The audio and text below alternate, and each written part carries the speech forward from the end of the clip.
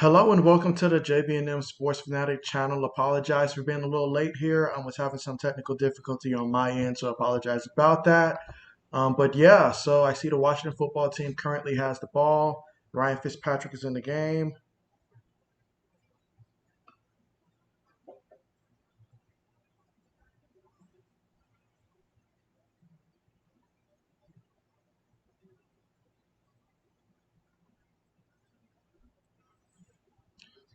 See that they're punting the ball here on 4th and 1.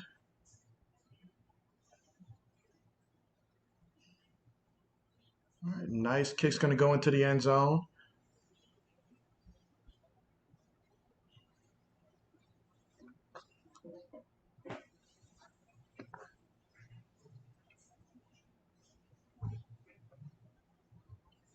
And so right now we see the Patriots defense made a good stand there. And Way, he had a 41-yard punt that ended up in the end zone.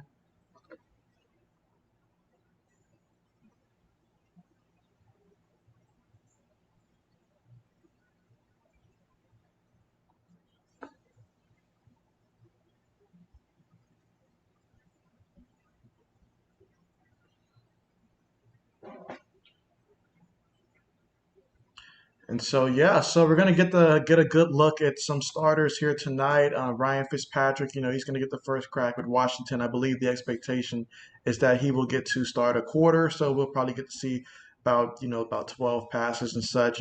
Really interested in seeing, is he gonna have great command of the offense here? We saw what he did in Miami and the stretches that he did get to play last season. We've also seen throughout his career where he's, particularly with Tampa Bay, he'd be up, down, up, down. So I'm really intrigued to see how he's going to do because Washington's been looking for a quarterback for quite some time.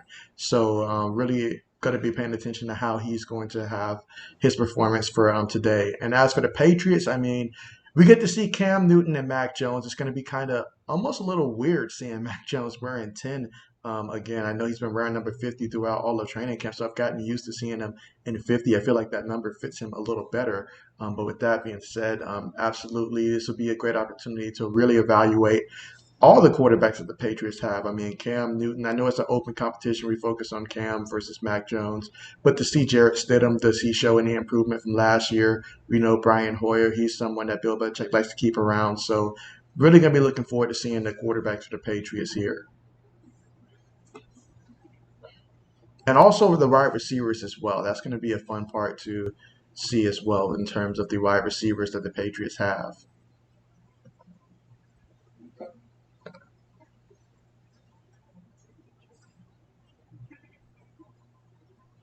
And so Cam Newton, we get to see our first action with him at quarterback. Last season, 8 touchdowns to 10 interceptions, 66% completion percentage, 12 rushing touchdowns. There's a lot of people that believe that, Mac Jones should be the starting quarterback. So Cam's going to have to go out there and show the crowd that he deserves to be a starter for as long as he can. And this is a very good Washington front seven, by the way.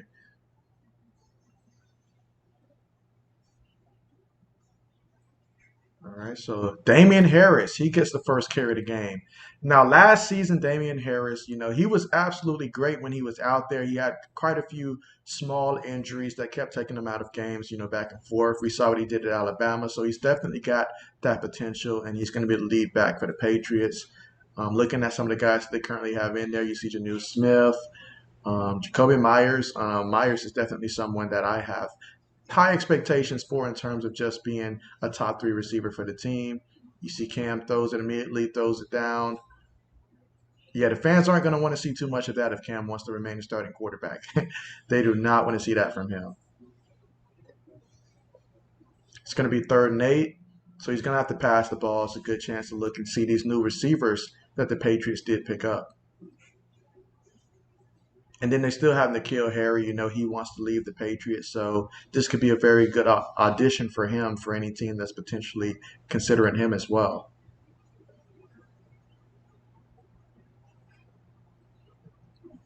See, Cam's lining up in the gun. Looks like they're going to bring pressure. They're coming after him. Oh, man, he's hit on that one. And a fumble. Ah, man, you cannot go out there fumbling the ball. Patriots were able to. Well, it looks like they're fighting for it. The Patriots may have been able to recover it back. It looked like Washington was going to recover that ball, but it was just anybody's on call right there. Oh yeah, right off the end, and I believe that was Chase Young.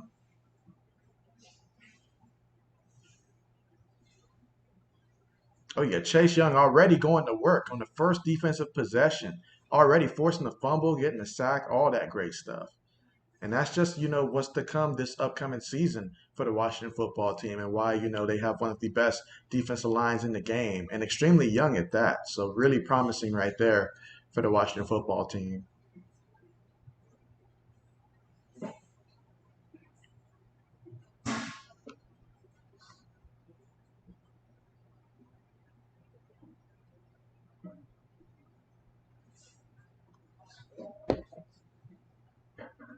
Oh, got a penalty on that one. They're going to re-kick that one. So yeah, on that first drive, Cam Newton 0 for 2. Yeah, he's going to have to tighten up on that because the fans will not give him a lot of leeway with that. And so he's going to have to go out there and show that he is, I mean, we know he practices hard. We know he works out hard, but he's got to go out there and show that he can play the position of quarterback at a high level still. There's going to be a lot of doubters. So he says this is the year to put up or shut up. So he's going to have to put up. Again, we've seen both teams have the possession of the ball each once. Defenses are standing up for both teams, especially Washington. They almost created that turnover there. They did force the fumble, but the Patriots were lucky in that case that they were able to come up and recover that one. All right, Patriots with the punt. Nice punt right there. Caught inside the 20, and look at that speed. All right, so that's going to be about the 36-yard line. But yeah, just look at that hit. I mean, you could say hit while arm was moving forward, I guess, in that scenario, but it's the preseason game, so I'm not going to sweat that one too much. Plus, the Patriots recovered. But yeah, that was a great job by Chase Young to come right out the gates and get after the quarterback. And you can see Washington, they didn't even try to hide it on that one. They said they were coming after the quarterback, and they got there. So let's see how Ryan Fitzpatrick does this time around. On the last drive, though, he did get a 22-yard completion. And Gibson, he had 3 carries for 11 yards. So we'll see if they're able to actually score on this possession here.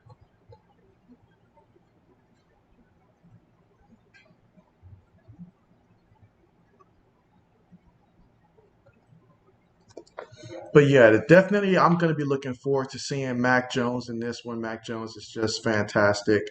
In terms of, just I like how humble he's been throughout camp. And so it's going to be really exciting to see him this in the Patriots uniform and seeing what he can do.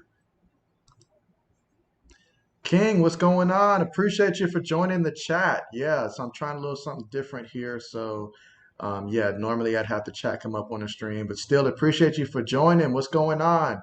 What are you looking forward to the most in this game?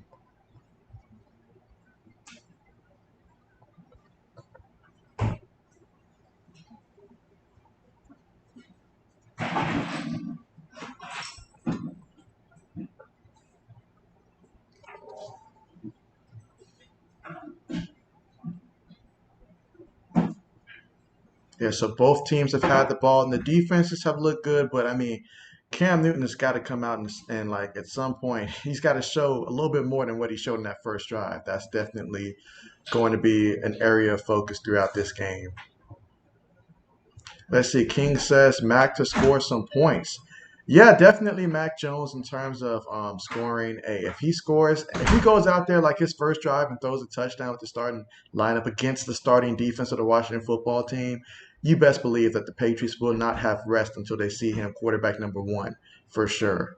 So absolutely fantastic. He's gonna have to be. I mean, I'm just excited to see him out there, honestly, because I mean, I haven't got to see much of him other than the clips that we do see throughout practice. So, I'm definitely looking forward to seeing that. But Cam, he's gonna have to. He's got a lot. He's gonna have to show a lot. But I'm really interested in seeing this Patriots defense too. I mean, last year they had a lot of opt outs, and so this was a little bit of a different defense. And so I really want to see this defense as well. All right, that was a good play right there by the defense.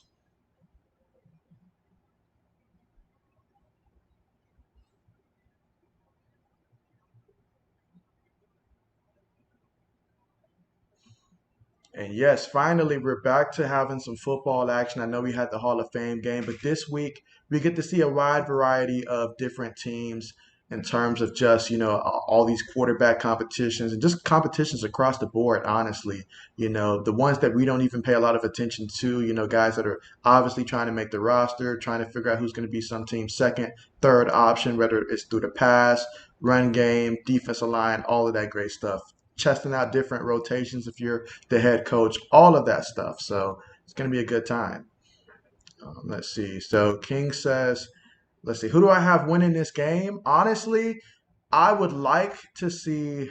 I'd like to see the Patriots win this game because if the Patriots win this game, then that means that Mac Jones probably had a good night, honestly. And so I'm thinking I'm going to ride with the Patriots in this one. Now, it's a little biased. I am a Patriots fan, but I'd like to see the Patriots win this one, honestly. I do think that the Washington football team, perhaps their starters, may outplay them, especially early on, what I'm seeing from Cam Newton.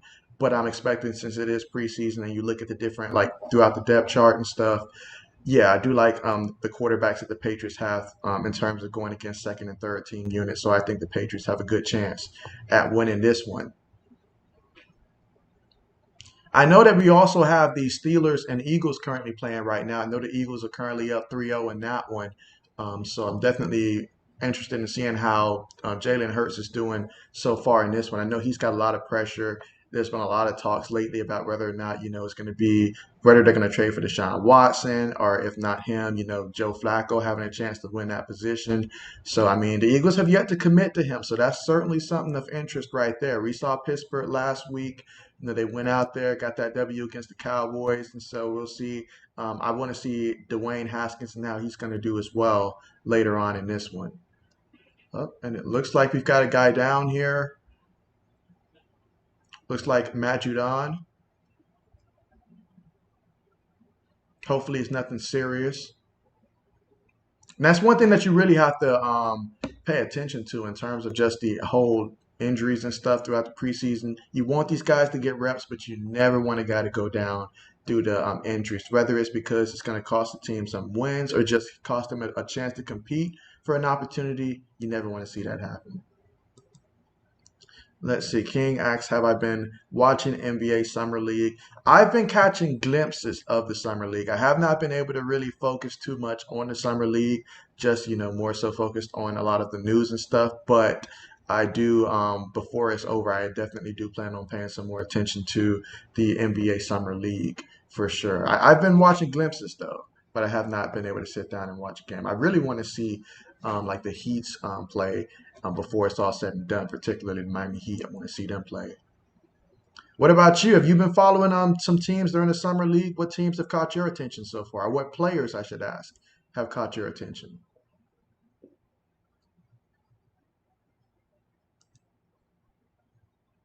Let's see.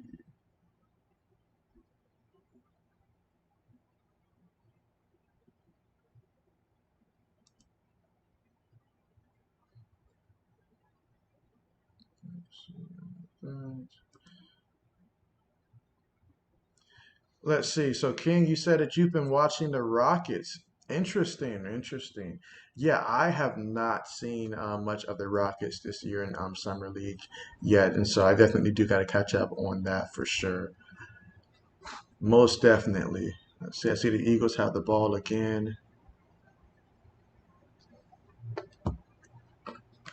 But yeah, I know that we've got a ton of preseason games coming up, and so this is definitely going to be what gets me to the regular season, honestly, these games right here, as I've been waiting for football for so long to get here. I know tomorrow night would be the Titans and the Atlanta Falcons, and so most likely that's going to be the game that I end up streaming tomorrow.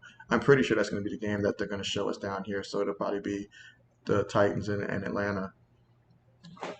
And the Lakers, yes. Oh man, with all the stuff the Lakers have been doing, I mean, and to think that they may not be done yet in terms of all the acquisitions that they've acquired.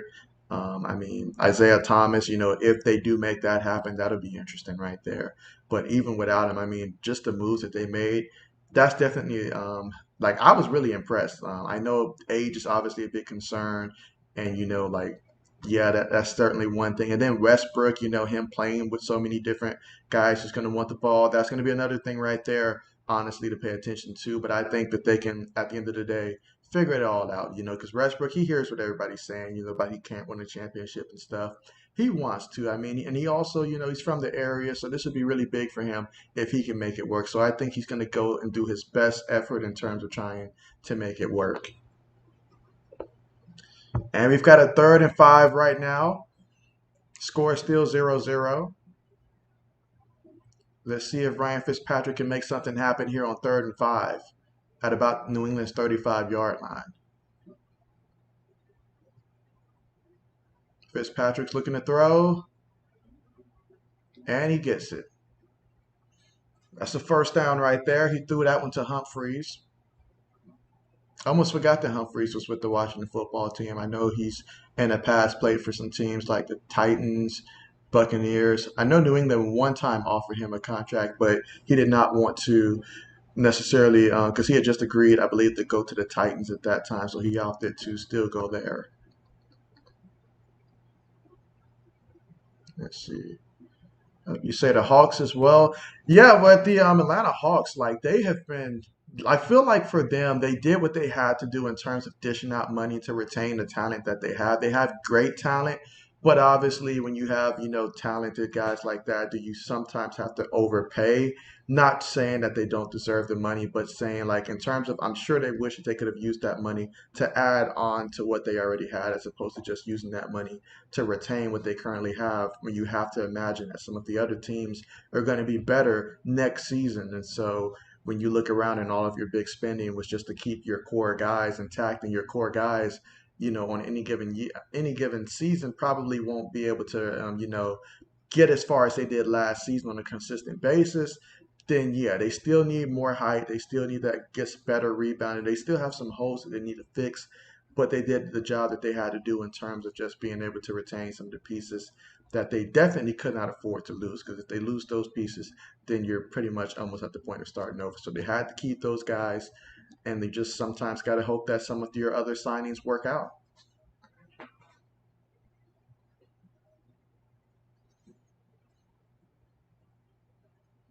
Right. It's 3rd and 2. Fitzpatrick goes. Oh, the receiver fell on that one. So that's going to be a stop right there and should bring out the field goal unit. So far, I'm liking what I'm seeing so far from Ryan Fitzpatrick. I mean, 5 of 8, 58 yards, still extremely early. But he's making good reads. He's quick with the ball, getting it out.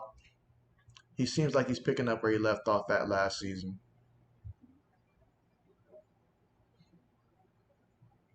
Let's see. About to go for the field goal attempt. This will be a 40-yard field goal.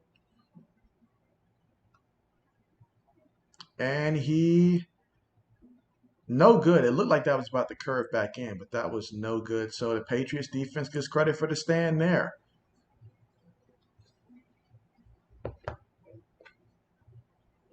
Let's see.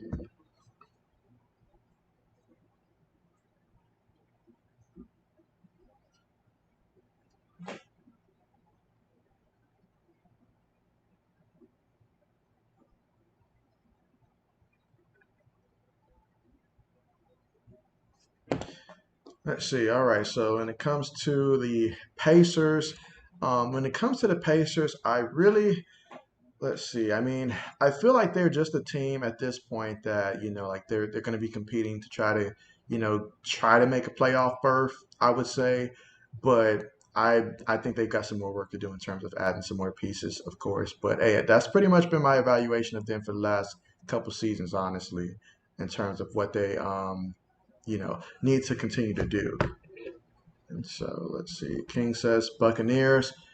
All right, so when it comes to the Tampa Bay Buccaneers, then I mean, Tampa Bay's got pretty much everything across the board. I mean, you can look at Madden, and Madden will tell you that right off the bat. They've got a lot of receivers, a lot of chemistry. You know, the defense is going to be even better than they were last year. I'm anticipating, and especially that secondary. I think that secondary is going to take that next leap. I love what they've got. You know, obviously at the offensive line. Tight end position, you know, Rob Gronkowski's not getting any younger, but it's not going to matter with all the weapons around him. That'll do just fine. I mean, he's in the spot where he needs to be, honestly, because of all those weapons around him. Focus is not on him, and the tight end depth is pretty good. Love the running back depth that they have between, you know, Rojo and I mean, they've got some great running backs. You know, three running backs that can start for them on any given day. So an injury or something like that, if it were to occur, knock on wood that it doesn't, the Buccaneers would be a-okay this upcoming season. And so but I mean, a lot of Buccaneer fans they're saying that they're going to go 17 and 0, and I mean, going 17 and 0 that is a task right there. Honestly, I mean, just to go undefeated, you know, it's just not college football where everybody that you're playing is, you know, could be a Division II opponent or something like that. No knocks against Division II opponents, but if you're a big school, you can pretty much run the table. And so, yeah, you pretty much, if you're Tampa Bay, every game that you're playing, you're going to be the favorites, and except for maybe I guess one game, I'm hearing at the Rams they might not be a favorite in that game. But aside from that, they're going to be the favorite in every single game. And with the Rams losing Cam Akers, yeah, I think Tampa should be the favorite in every game, but you don't always win the games that you're favorite in. And so the course of the season has a way of making things pretty interesting, that's for sure. And then there's always Father Time. If there is an opponent, Father Time at some point is going to have to win a matchup against Brady. Will this be the year? That's the only thing I think that can derail this Tampa Bay season is if just, you know, maybe Tom Brady gets another injury that he doesn't tell us about or something, and this time he can't play through it, you know, stuff like that. But on paper, this team, they're definitely the most complete team as of right now. All right, let's see what Cam Newton's going to do this time. It's a first down. Throws it to the backfield. Is that James White? Yep. It's a nice pickup right there. And yeah, Cam Newton, he definitely knows those checkdowns. I mean, you think back to when he was playing with Christian McCaffrey back in their time in Carolina. So he definitely knows how to utilize the running backs at the backfield. What we need to see to convince us that Cam can play that quarterback position is some of those passes to those receivers. You know, that's what we really want to see. Let's see. King says that Cam is good. Yeah, that was a good pass right there. Definitely, for us, we need to see some deep ball passes. Look at Damian Harris go. Damian Harris putting in work. Up, but there's a flag on the play. Up, that would explain it. Holding on the offense. Oh man, I can just imagine how it feels to be a running back and you use so much effort to get there, only to have a guy bring it back due to a holding call.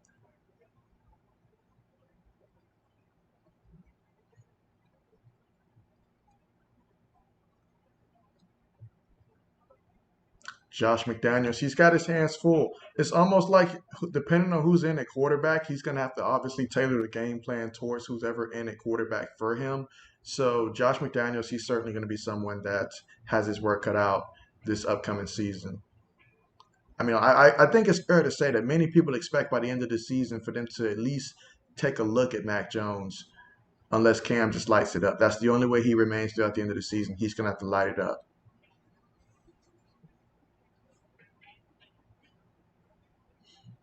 But yeah, I like what I'm seeing so far from Damian Harris. 4 carries, 17 yards.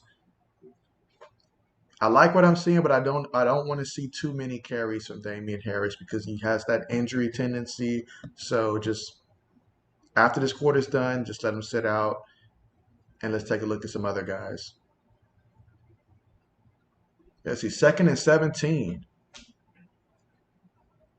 Cam's dropping back, looking, throws it down low. There's nothing wrong with checking down. Let's see. King says that the Seattle Seahawks are pretty good, though. Yeah, the Seahawks they are good. And they're, as long as you've got Russell Wilson in as your quarterback for Seattle, you've got something that you can continue to work off of that, and plus the receivers that they have, the offense is going to be fine.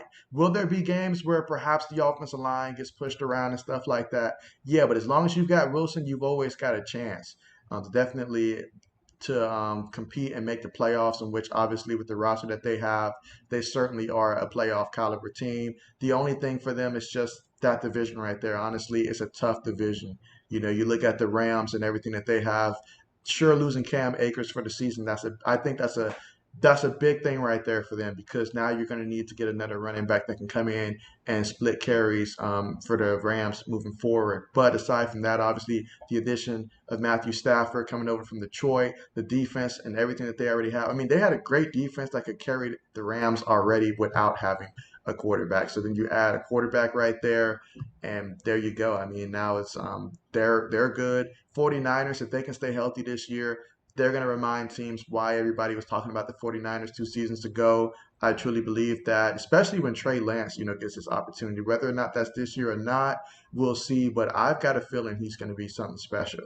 And then with Arizona, I mean, I'm projecting, I'm saying it here live, I'm projecting Kyler Murray to have the type of MVP season next year that's going to put him at least in the conversation next year for who's for in terms of MVP quarterbacks throughout the league. As we know that quarterbacks tend to get more of the votes, but certainly I think Kyler Murray's going to take that next leap and become one of those quarterbacks. Let's see. King says, "Do I watch the MLB?" I actually do not. I do not. From time to time, I might glance at the Rays, but yeah, my core sports have been football and basketball.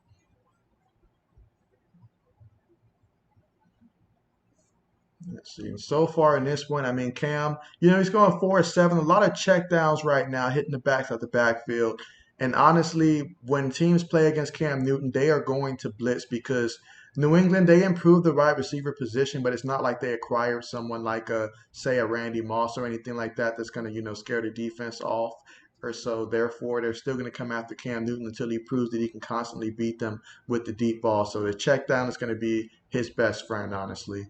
Ryan Fitzpatrick, he's looking great. He's out there making great decisions, moving it across the board and all that great stuff. So I like what I'm seeing from Ryan Fitzpatrick. He looks comfortable in this offense. For me, the most important thing for Fitz is that he has to look comfortable in the offense. He doesn't have to go out there and like make a crazy play happen left and right. No, he just has to go out there and consistently get the ball into your playmaker's hands. McLaurin, get him the ball. He's a superb talent right there, honestly, for Washington. They've got Gibson as well. So he's got some pieces to work with here in Washington, not to mention that defense. So that's why I really like the addition of adding Ryan Fitzpatrick for the Washington football team over the offseason, because I felt the Dolphins should not have switched him out last year. I get why they did it, and from an organizational standpoint, they did the right thing if you don't think that Ryan Fitzpatrick could have led them on a deep playoff run. But if we're talking about from a player standpoint and just winning games that year, then nah, they definitely should not have switched them out like that. Because when they did that, the offense definitely took a step back, especially if your man doesn't even know the playbook that well. Tua said himself he wasn't as familiar with the playbook at that time, so you can't pull a guy like Fitzpatrick when he's doing so good and the team responds to someone like that. You just can't do that. All right, so now it looks like we're going to get ready to see the kickoff here. It's good to see the Patriots kicking game, still holding up. That was Quinn Norden that made that 35-yard field goal. And so this time of year, you'll see a lot of different kickers and stuff come in, come out. I mean, nobody talks about the kicker until the kicker starts missing kicks. That's when everybody starts talking about the actual kickers out there. Let's see. And the kickoff is on the way. The return, yep, to the 25.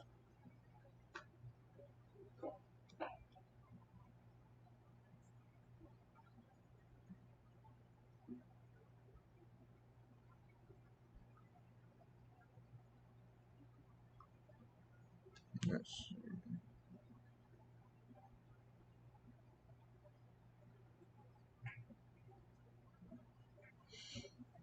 All right, let's see. The Hornets. So Yeah, so when it comes to the Hornets, I mean, the first thing that comes to mind is, LaMelo Ball. I mean, he was balling out last year. Honestly, surprised a lot of people. And so when it comes to the Hornets, they're in good hands with the future of this organization. I feel like they can start trending in the right direction, continue to build around him, and that'll continue to, good things will continue to happen. I mean, they've got guys like him, Miles Bridges. They've got some guys on the roster, that for the Hornets that I like them, and I think that they can continue in the future to develop a team that'll continue to keep growing and growing and become more competitive. But they've certainly been a fun team, though I'll say from what I've seen so far in summer leagues, that's for sure. They've been one of the funner teams to watch. Let's see. Cade Cunningham.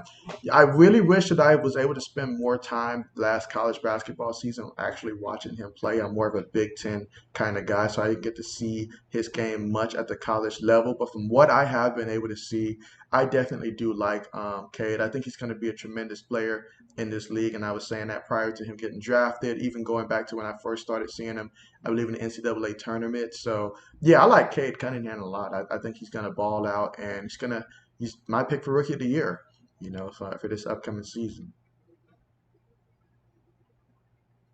Currently second and 11.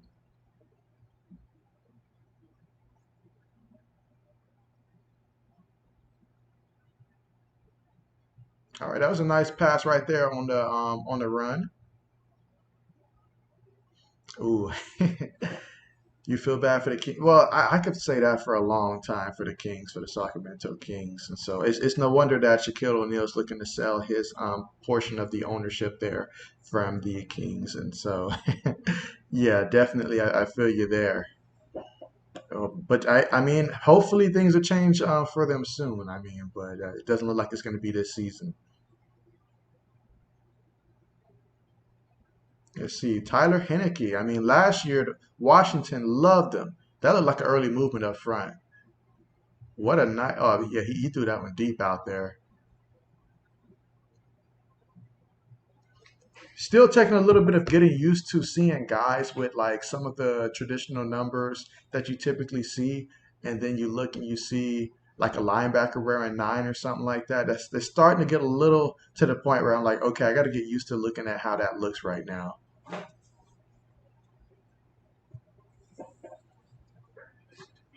All right, so Washington's going to punt the ball.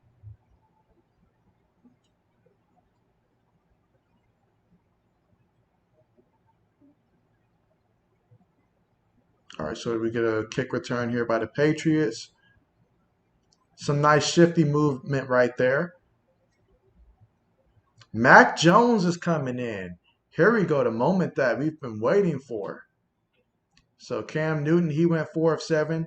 You see the fans, they're clapping right now. Yeah, the way that they're standing up, you'd have thought that Tom Brady just came back.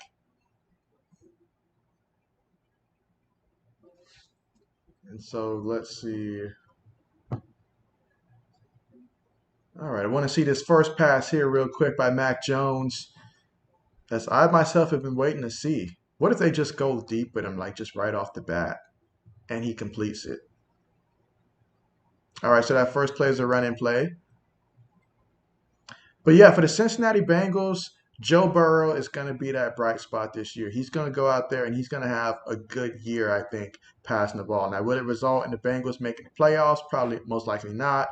But he's going to give this offense to where they're going to be a top 20 offense. If they're healthy, probably they can reach that between that 15-20 range, I think, offensively. And he's going to be a large part of that. And so this team's going to take a step in the right direction, and they may even finish perhaps even third in the division. Not going to say who I think is going to finish fourth potentially, but I think they have some potential to finish third in the division this upcoming season. All right, look at that pass by Mac Jones there. Incomplete, but I still like the pass there. Oh, let me see that replay there. Are they sure that's not a catch? They might want to challenge that.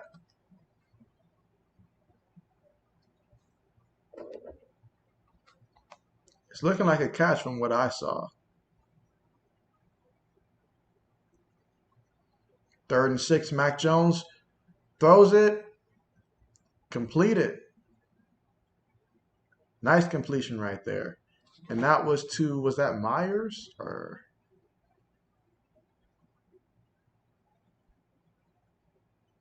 Okay, so that was Wilkerson.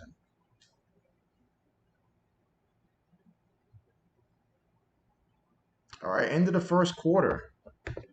Yeah, Mac Jones. I mean, just looking at him, he looks comfortable with those passes. He's throwing passes right there where only the receiver can get it and not the defender. And that's really big right there. That shows accuracy and poise in the pocket. Now, sure, right now the offensive line is protecting, but he's being quick with his decisions and he's throwing passes in places where either the receiver's going to get it or no one's going to get it. So that right there is obvious off of the small sample size that we've just saw right there. So I want to see him continue to get more passes in there, but I'm liking what I'm seeing so far. Liking what I'm seeing so far. I mean, we all knew that coming into the draft, one of the teams that would fit Mac Jones and his style the best was the Patriots. In my opinion, the other team would have been perhaps a team like the New Orleans Saints, but Mac Jones definitely, in my opinion, fits what the Patriots really want to do offensively. And so, sure, they've made adjustments, to fit Cam Newton the best that they can.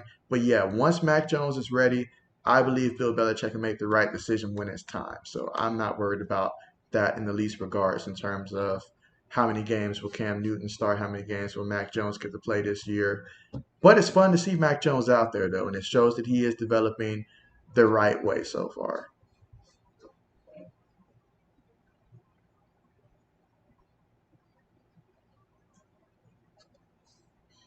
I hear that Justin Fields was lighting it up against the Miami Dolphins. So that's been encouraging to hear right there. These rookies, they're going out there and they are playing tremendous so far. At least throughout the training camps and stuff. And now we're going to see them in live action during the preseason.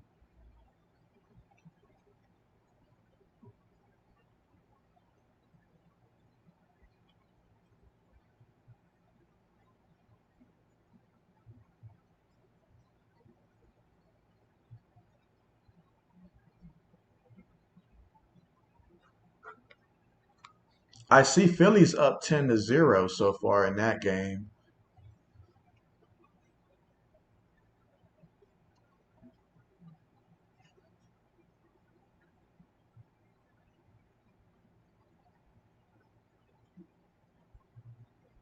Let's see how are things looking so far. Okay, so far in this game, so far in the game with the Eagles and the Pittsburgh Steelers, the Eagles are currently up 10-0, and it's like early second quarter as Mac Jones does a play action fake and throws it on the money. Look at this. I mean, the way that Mac Jones is playing remind me to start him on Madden immediately. I can't control the Patriots, but I can control starting Mac Jones. I mean, look at that. Absolutely wonderful. But yeah, going back to the Eagles and Steelers game, Joe Flacco went 3 of 7. I mean, not Joe Flacco. Jalen Hurts went 3 of 7 for 54 yards. He also ran it one time for 4 yards and has a quarterback rating of 69.9. Joe Flacco right now is 2 of 2, along with a passing touchdown, and his longest pass was 79 yards. So very interesting right there. I know that they've been very skeptical of Jalen Hurts so far in this, just leading throughout camp. You hear some things about, they're letting him have it in practice, about him making mistakes and stuff. So that's really interesting to see right there. Okay, look at Sony Michelle getting some carries here, getting some yards. Let's see. Yeah, I like the Chargers in terms of what they're going to be able to do, but the Patriots, they're my favorite team, but I like what the Chargers have this upcoming season. I do. And they're going to be an exciting team to watch. I feel like because one thing I've seen about the Chargers historically, when they get going as a team, they really get going. So I don't know if they'll get off to a fast start, but by the time we reach mid-season, they will be in the zone and they'll be a team that you do not want to play. Look at that pass. Oh, come on. You got to catch that. That should have been a touchdown. That's Wilkerson right there. Wilkerson, not too familiar with Christian Wilkerson, but he's definitely new to this Patriots roster. But that's a catch you have to make. Oh, man, that would have been so big for Mac Jones.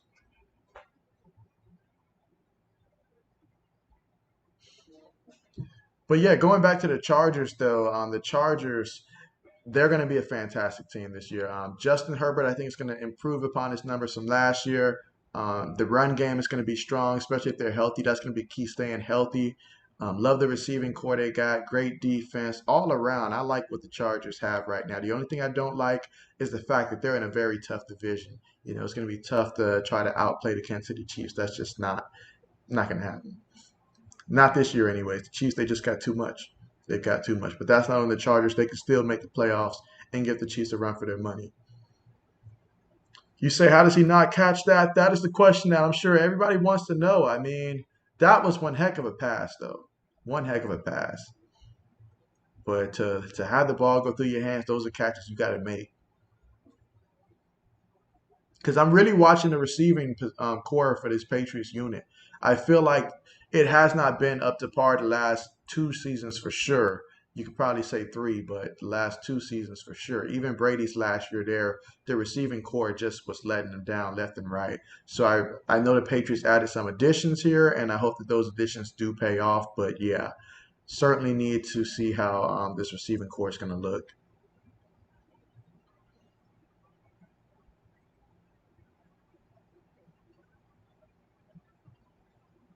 All right, so we've got Norton going back for another field goal attempt here.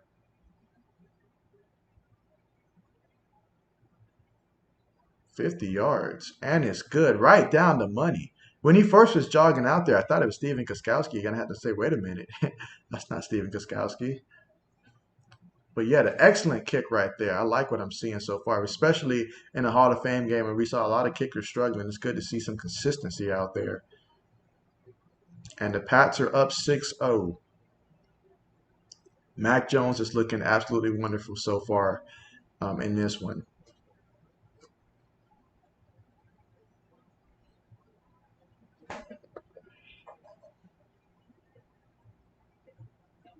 Let's see. So King says that he's got Washington winning. I mean, hey, if the defense keeps making stands like that, definitely can see that. I'm curious as to how long they're going to play Mac Jones. I really want to take a good look at him, but I don't know how long the Patriots are going to keep him out there. Probably just till the end of the second quarter. But I just feel that the rest of the quarterbacks the Patriots got will probably be a little better than what's rating for the Washington football team on the end of their depth chart. So, but hey, I mean, we'll see what happens, and I will be here throughout the duration of this game.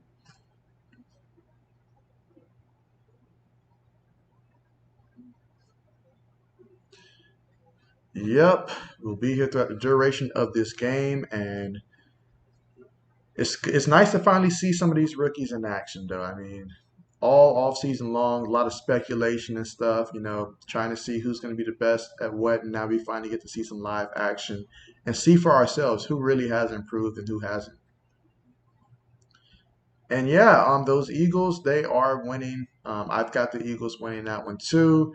But yeah, the Eagles, they are winning. And last I checked, I mean, Joe Flacco, he threw apparently a like 70 something yard completion for a touchdown.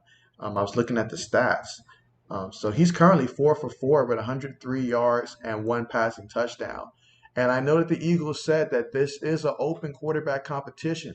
Despite the fact that we all believe that it's Jalen Hurts' jobs, the Eagles they've stated that this is a quarterback competition. So we'll see if this means that Joe Flacco actually is helping himself potentially get that spot.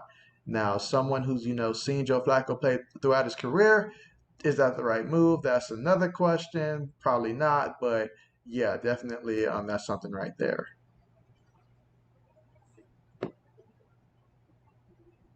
Let's see.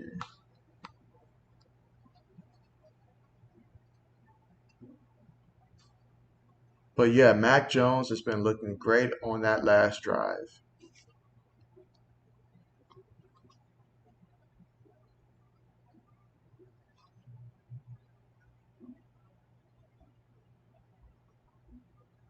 Patriots will do the kickoff. Pats are up currently 6-0. Honestly, Washington should have kicked the field goal by now, but their kicker did miss that field goal.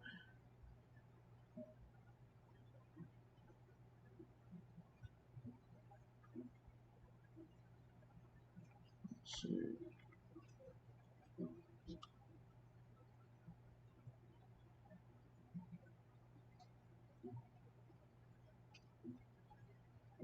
Okay. Really quickly, are you guys able to see, I guess, the scoreboard? Because I'm starting to realize that maybe it might be out of frame. When I started it, it was showing, but I don't think it's currently showing for you guys right now.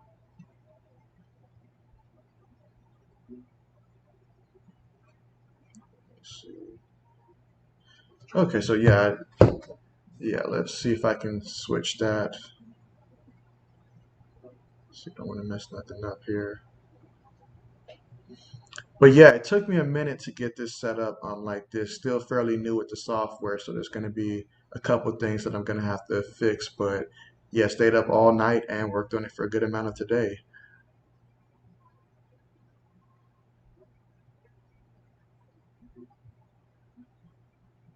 Let's see.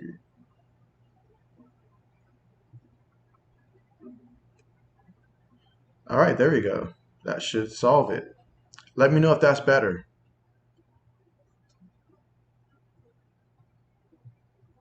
And we currently have a 2nd and 3 right now. All right, they're going to run the ball, and that's Barber up there for looks like about 2 yards, I'm guessing. Perfect. Appreciate you, King. Perfect. All right, guys. So yeah, apologize it took so long for me to realize that the scoreboard was not displaying on my screen there. But yeah, as I mentioned, I've been working on, trying to get something different, wanted a different look. And so still figuring out this software here. There's still some things that I got to figure out, but was able to at least get this part set up for tonight's stream. Currently 3rd and 1. Oh, look at that. You got to get him in the backfield. Can't let Washington win now, and have King be right and me be wrong. We just can't have that. So,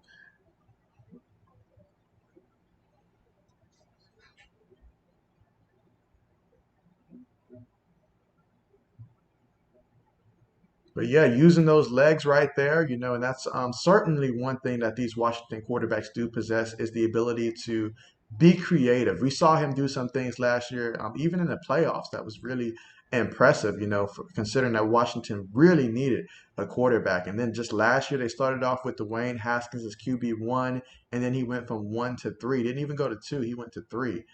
And ooh, the sack right there. That was a big sack right there. And yeah, Pat fans, they are happy about that. But yeah, last year in the playoffs, he came in, did a pretty good job for himself, honestly. Put himself on the map in terms of just people realizing who he is. And that's Bower. Bower's in his 4th year. I would have thought that he weighed more than that. He looks a lot bigger on TV.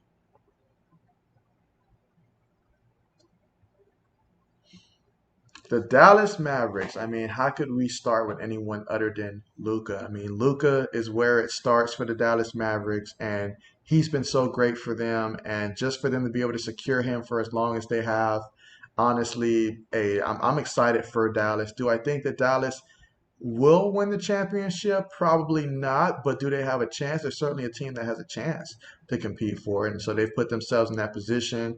I like the changes that they've, made, and I like the structure that they have moving forward. They're going to be competitive for years to come.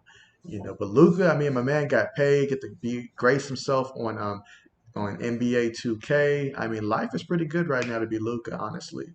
It really is. You may not have won a championship, but when you're winning that much with everything else, it almost doesn't matter. Keyword is almost. All right, so Haneke throws that one to Barber for about 3 yards.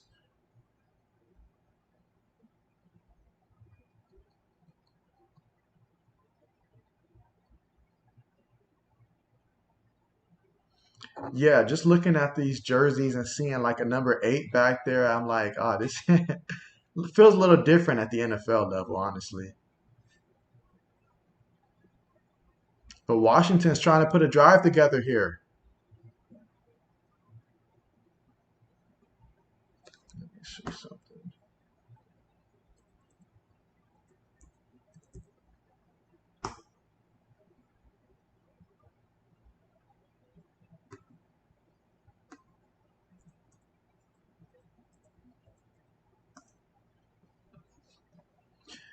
Brooklyn. I mean, where do we start when we're talking about Brooklyn? I mean, they've got three tremendous players. They've got a great team. I mean, just having Durant alone makes you a contender, I feel. Then you add Kyrie on top of that, then you have the pieces that you need, I feel, to be a championship team. Then you throw in James Harden. And what I saw from James Harden in the playoffs, I didn't too much look at the injuries. I understand injuries are what they are, but what I saw was a man who was willing to do the stuff, the little things that he probably would not have done if he was still in Houston. Playing defense, that was not something that we really mentioned when he was with the Houston Rockets at all. So to see him go out there and do the little stuff, we know that he's great passer and stuff when he wants to. He does an excellent job at drawing fouls and stuff. So yeah, Brooklyn, they're definitely going to be the team that I feel like to beat. I know Milwaukee is the champs, and obviously at the level that Giannis did, that was absolutely fantastic. But we're taking injuries out of the equation, and we're talking about a fully healthy Brooklyn team. They're going to be the favorites at the very least in every series that they match up in. That's just the reality of it. I mean, the debate of is Durant currently the best player in the NBA? I feel like that debate has never been stronger than right now, honestly. Like, who really is the best player in the NBA? Right now, I feel like people can make different cases, whether we're talking Giannis, whether we're talking KD. People can make their cases, honestly. And we're at the point where, honestly, it really just comes down to whatever your opinion is at this point. I feel like LeBron has had a strong hold on that for so long, but right now it's really just up for grabs.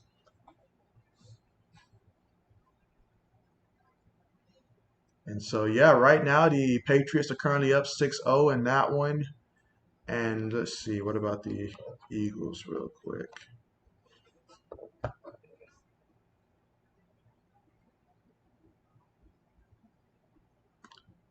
Let's see.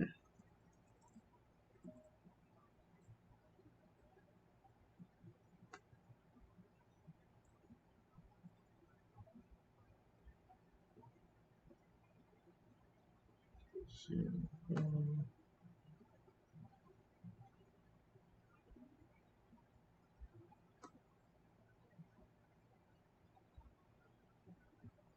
All right, so okay, yeah, so I see the Eagles, they're still controlling everything right now, up 13-0 in terms of just what they've been able to do so far with the first and now second team. Let's see. I'm still pulling up the stats over here. All right, so from what I'm seeing so far in that game, Mason Rudolph, he is 8 of 9 for 77 yards. He was sacked one time, so that's a pretty good night right there for him. Haskins so far 1 for 2 for just 1 yard. The Eagles passing, Joe Flacco 6 of 9 for 123 yards and a touchdown. No sacks. Jalen Hurts 3 of 7 for 54 yards, and I believe he also had a carry for 4 yards as well. Najee Harris had 2 carries, 10 yards. So okay. Let's see. The Chicago Bulls. Yeah, I like what the Bulls have done this offseason. I feel like the Bulls are right at that point where they're going to be, when the playoffs start next year, they're going to be around that middle of the pack in terms of, positioning, usually probably around that, 4 or 5 seed area. I expect teams like the Bulls, team like the Knicks, teams like that to be competing around that. And so that's my expectations for them. I love what they did this offseason. That's going to be absolutely big. Bringing in a guy like Lonzo, that was really big right there. And then just, hey, they made some real moves this offseason. And so I was impressed with what they did. Teams like the Bulls, teams like the Heat, stuff like that. I really like what those teams did. I like how the Knicks were looking on paper still. So, yeah, I'm excited, honestly, for that Eastern Conference. I know I'm always talking about the Western Conference. Being a Lakers fan, you tend to do that. But I'm really intrigued with what I saw the Eastern Conference, what they were able to accomplish this off season. I feel like a lot of those teams really made strong pushes moving forward. So,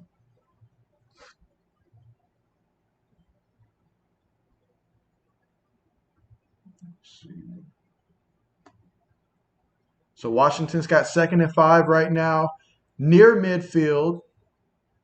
Heineke play action fakes. He's looking. The pass rush gets there, so he throws it up.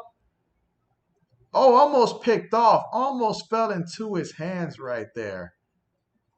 Ah, man. And that's definitely something to pay attention to also is the secondary, particularly at the cornerback positions, for the Patriots outside of obviously, you're not going to see, Gilmore out there tonight for the Pats. And so just, seeing how these other corners can do, because they're going to need to add some depth back there. But excellent play right there. And that all started because of the pass rush.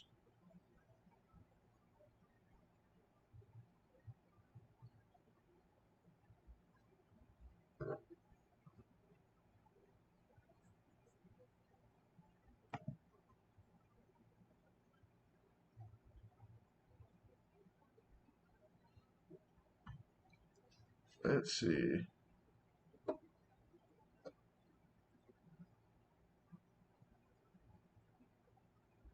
Yeah, the defensive line is really getting some pressure on this drive. And yeah, I think the Patriots defense is going to definitely be one of the more improved defenses this upcoming season, honestly.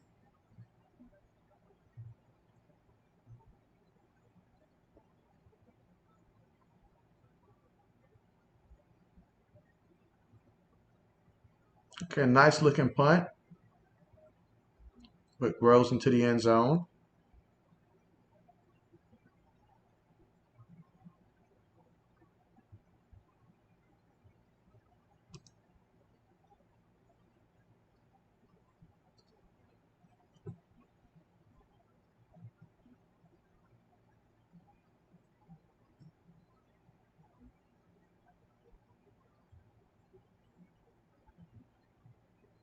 And yeah, so we've got about 6 minutes and something until halftime here. We've got to see a sample so far of what Mac Jones can do, and he looks really good right now with the offense.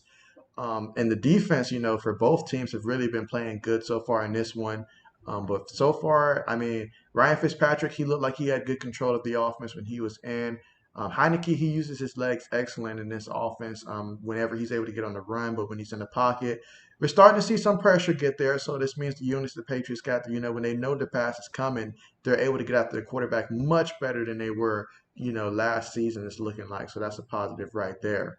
And as for the Patriots, I mean, Cam Newton, he utilized a lot of checkdowns. Those were the bulk of his completions. And then when Mac Jones came in, he just looked like he was a veteran in the pocket in terms of throwing the ball, putting it in places where only the receiver can get it or nobody gets it. So that went really well right there for Mac Jones and his debate so far with the Patriots. So really looking forward to seeing if he can lead the Patriots to the end zone. I know he had one pass that almost was a touchdown if the receiver would have held on to the ball, but it didn't work out that way. But that's going to happen from time to time, especially with the receiving roster being what it is right now.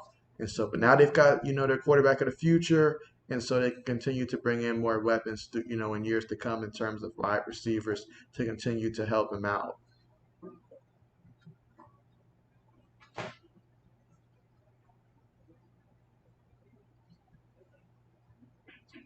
I will say this though, I do plan on doing a live stream probably 2 weekends from now with Madden 22. And so I'm thinking it may be Saturday or Sunday. I mean, perhaps, preseason, since I know a lot of preseason will be coming on Saturdays and stuff, maybe I might limit it to just Sunday or maybe later on in the day. But there will be some type of Madden stream going on at that time.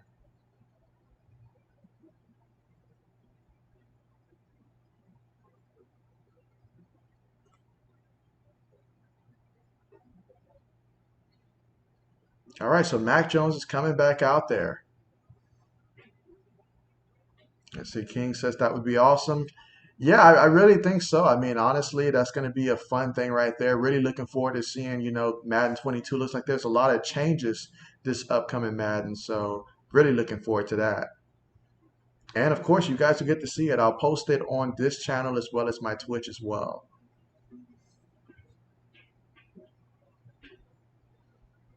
Let's see, Mac Jones with that play action fake, pass across the middle, 11 yards. I'm really liking a lot what I'm seeing. I mean, not even being biased. Like he's looking very comfortable in that pocket for the Patriots. Mac Jones again, play action, gets it out quick. Another completion to Taylor, but we've got a penalty out there. Taylor's a running back that I really do like. I just feel like, honestly, like if he was in a situation where he were to get a lot more opportunities, I feel that he could really make some plays. I mean, I felt that way, last couple seasons since I saw him. So definitely excited about that.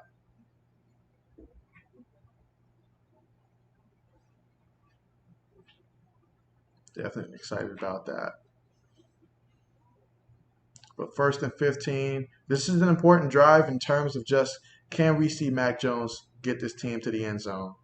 I mean, that's what I really want to see right now, especially against, Washington. We know how great their defense is before we get too many backups in. Okay, nice pass and a good catch. Gains of about 5 yards right there. And that's Wilkerson. They're really featuring Wilkerson a lot right now.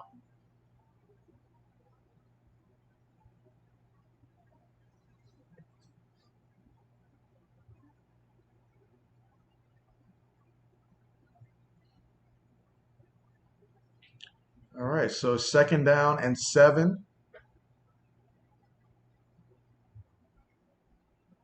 They're going to pass it again. They're really taking this opportunity to see what he's got.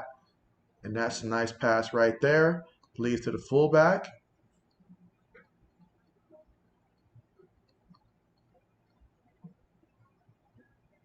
Third down.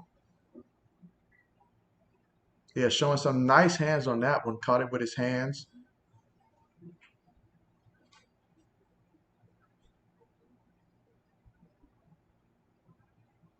All right, 3rd and 2.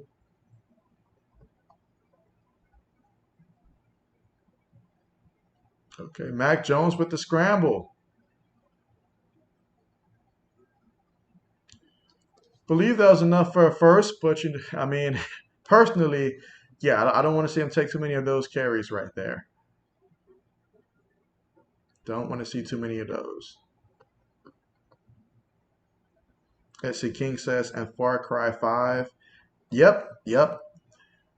Definitely looking to expand more of that, but definitely on this particular channel, I'll definitely showcase a lot of Madden. Now through Twitch, we'll get creative on Twitch.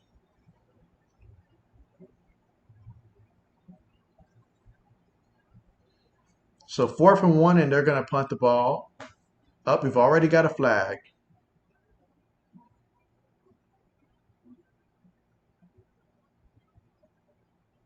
False start on the offense.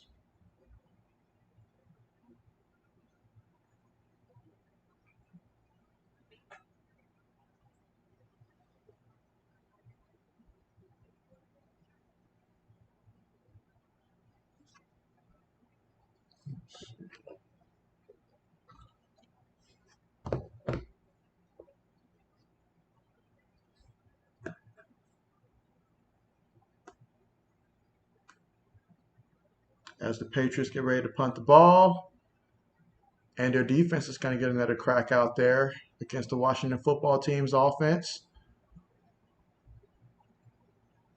Okay, gotta like the speed there. He made it almost to the 40, so that's a nice return right there.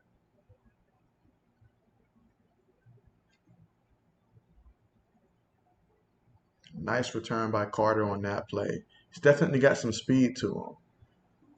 And right now, Pittsburgh's offense still has not scored yet, but they do have the ball with about 2 minutes remaining to go before halftime for them. Dwayne Haskins is currently now 6 of 7 for 43 yards. Let's see. And so Samuels carried the ball 3 times for 21 yards in that game. So yeah, the Eagles are still up 13-0 in that one.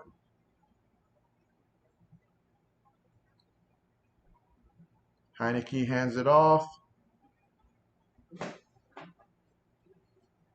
Looks like a gain of about 5 yards on that one.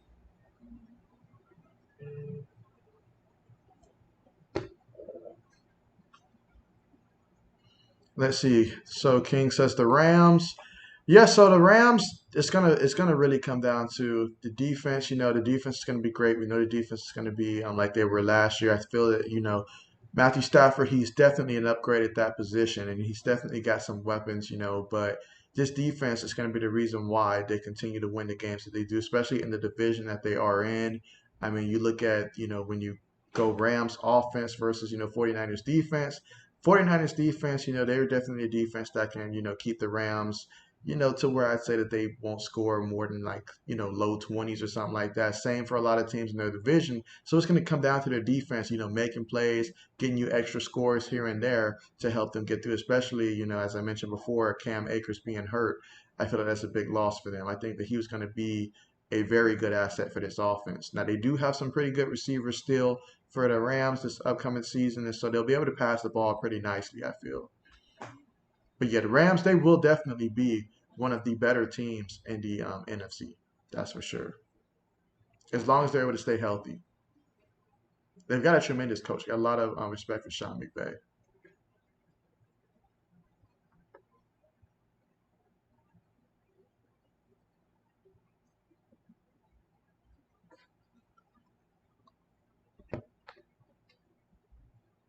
Let's see.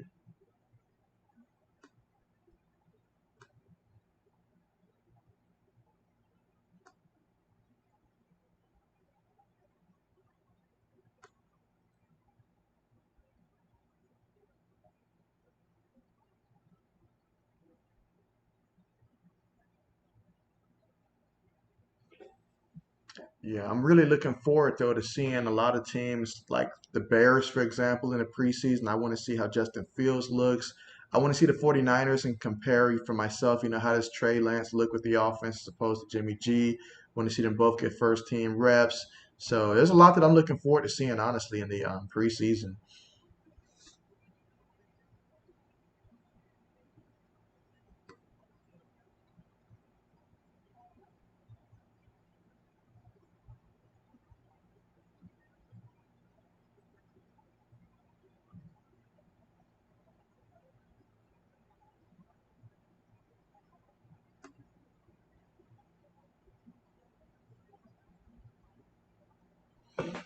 But yeah, for Washington right now, you've got to feel comfortable if you're Washington with the quarterback situation. That's not something that you were feeling last season, especially early on in the season, or even, throughout the course of the season, honestly, if you were Washington last year. I mean, they definitely got the talent surrounding with the defense, and the wide receivers, running backs.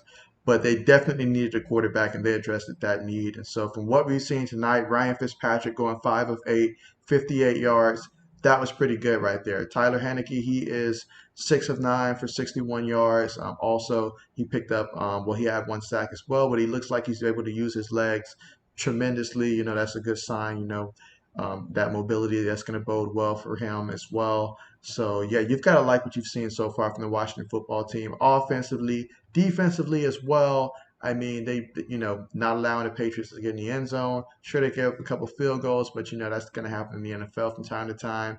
Chase Young, when that first one, he went out there and he just lit it up. I mean, when he got to Cam Newton on that fumble, that was a good play right there. It was the first drive of the game, and he immediately went out there and did a tremendous job. So, absolutely, great job on that one.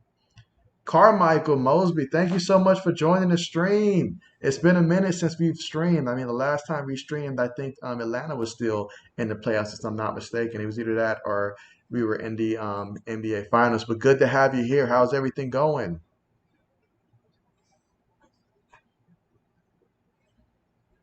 Oh, yeah, definitely appreciate you guys for tuning in for this chat.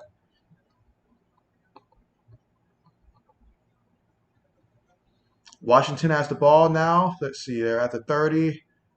Tyler throws it. Nice check down. The importance of being able to read your check down is really big. And that was Sean Jones with the reception right there.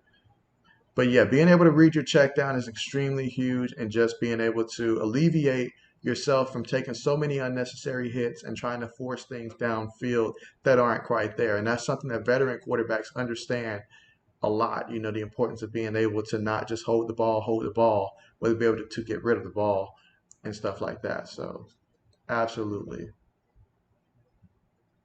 Let's see. Carmichael says things are going great. Yeah, things are going pretty good. I mean, hey, we get to watch some preseason, and personally as a Patriots fan, being able to watch Mac Jones go out there and he's looking fantastic. So hey, I'm happy. I'm happy. The only thing that could make today better is if today was actually a Friday instead of a Thursday. That's the only thing that can make today better, honestly. But I am doing pretty good. Pretty good.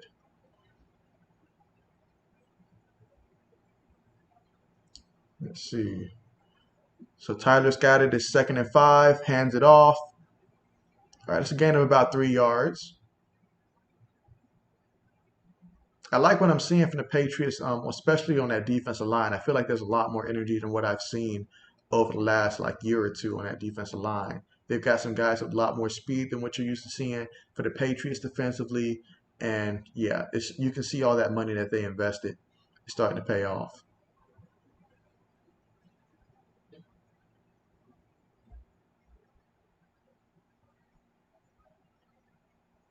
All right, so Tyler's got that completion there to Brown. Will Washington be able to get in the end zone?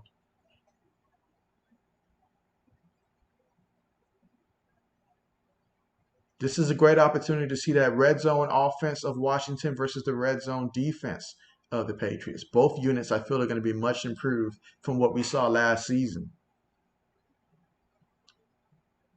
Let's see. Incomplete pass. It'll be 2nd down.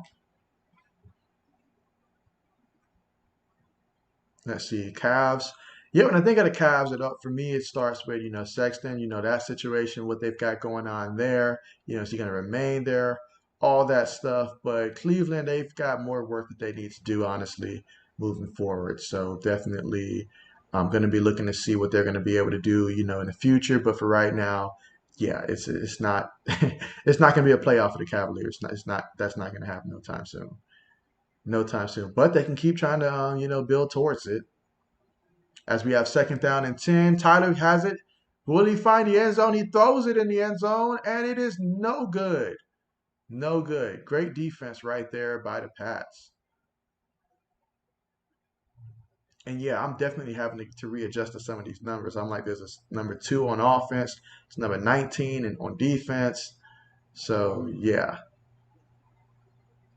let's see. Carmichael says, yes, as a Steelers fan, I can feel great seeing Steelers. I see reports Steelers trading for linebacker Joe Shabert. Yeah, I haven't even got to post news like that yet, because I've been so focused on trying to prepare for this stream here.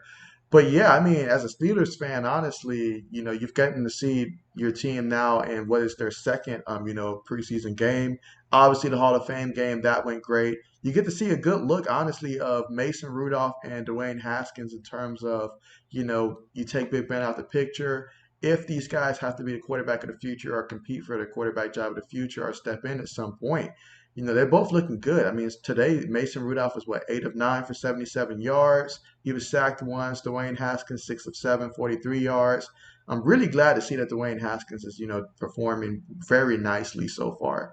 And that's going to make this a very stiff competition for that quarterback number 2 spot, honestly. And so that's definitely one that intrigues me. But hey, seeing Najee Harris, the first round pick coming from Bama, high expectations. So I know you've been watching that, and you've got to be thrilled with what you've seen so far from Najee Harris and what he's going to mean in the regular season. I see the Steelers did score a touchdown. That was McFarland on the carry, so it is 13-7 with about 24 seconds till they reach halftime. Both teams are nearing halftime. See if the Patriots defense can hold up here. It's a run. He's short. Yep, he's short. It's going to be 2nd and goal, 16 seconds. This is normally the area where you probably just quarterback sneak it if there's the regular season.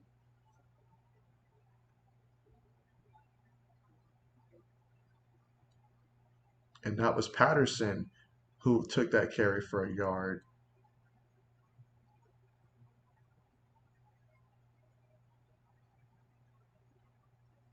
Let's see. Carmichael says, yes, he looked great. The O line had too many holds. Yeah, the offensive line is definitely like the biggest concern this upcoming season for the Pittsburgh Steelers. I mean, that and then what version of Ben Roethlisberger will you guys be getting? But yeah, if that offensive line can hold up and not actually have to hold to do it, then Najee Harris could definitely end up being Rookie of the Year. Honestly, I mean, he's definitely got that type of skill set. That's incomplete. That pass by Tyler is incomplete. All right, so third and goal. Obviously, if this was the regular season, I think that they would do a quarterback sneak. But, since it's the preseason, might as well try to work on some other things right now. Same for the Patriots defense with the goal line defense. It's still a great opportunity to go out there and for them to show that, as a unit, they have some pride. It's third and one, literally 1 yard from the end zone.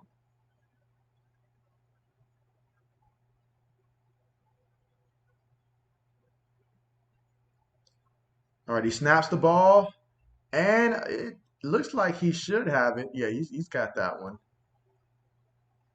Yeah, that's a touchdown. So Washington was able to power it in. It took 3 times from the 1 yard line, basically, but they got it in. Let's see. Carmichael says the Steelers quarterbacks are not doing bad. Yeah, not doing bad at all. I obviously you want to see what happens when Ben Roethlisberger's out there. That's going to be the most important thing throughout the regular season. But you've got to feel very good with where you are right now in terms of the quarterback room, knowing that you've got some options, behind Big Ben for whatever reason, should you need to call upon them. I mean, you're talking about two guys that are competing for the backup spot who, at one point or another, they got to start for the majority of a season, just 2 years ago. So yeah, definitely a very good quarterback competition there. And then Josh Dobbs hasn't looked that bad either. I mean, from what I've seen when he got to play in the Hall of Fame game, he has not looked bad at all.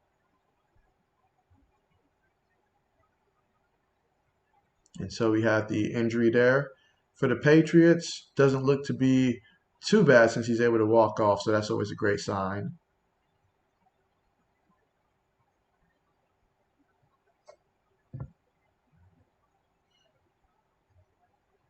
King, it looks like you might be, potentially right. I mean, Washington being able to get into the end zone before the half, that was pretty big right there.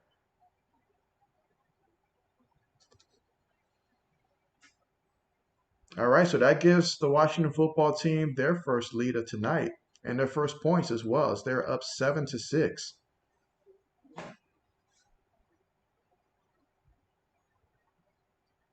7-6. Meanwhile, I have to assume that so the Eagles were able to get another field goal before the half, so they are 16-7 right now at the half. Yep, King's fired up right now about Washington being able to go out there and take the lead. I mean, Tyler, he is 9 of 15, like 86 yards in this one so far. So, yeah, he's been looking pretty good. His mobility is a major plus right there.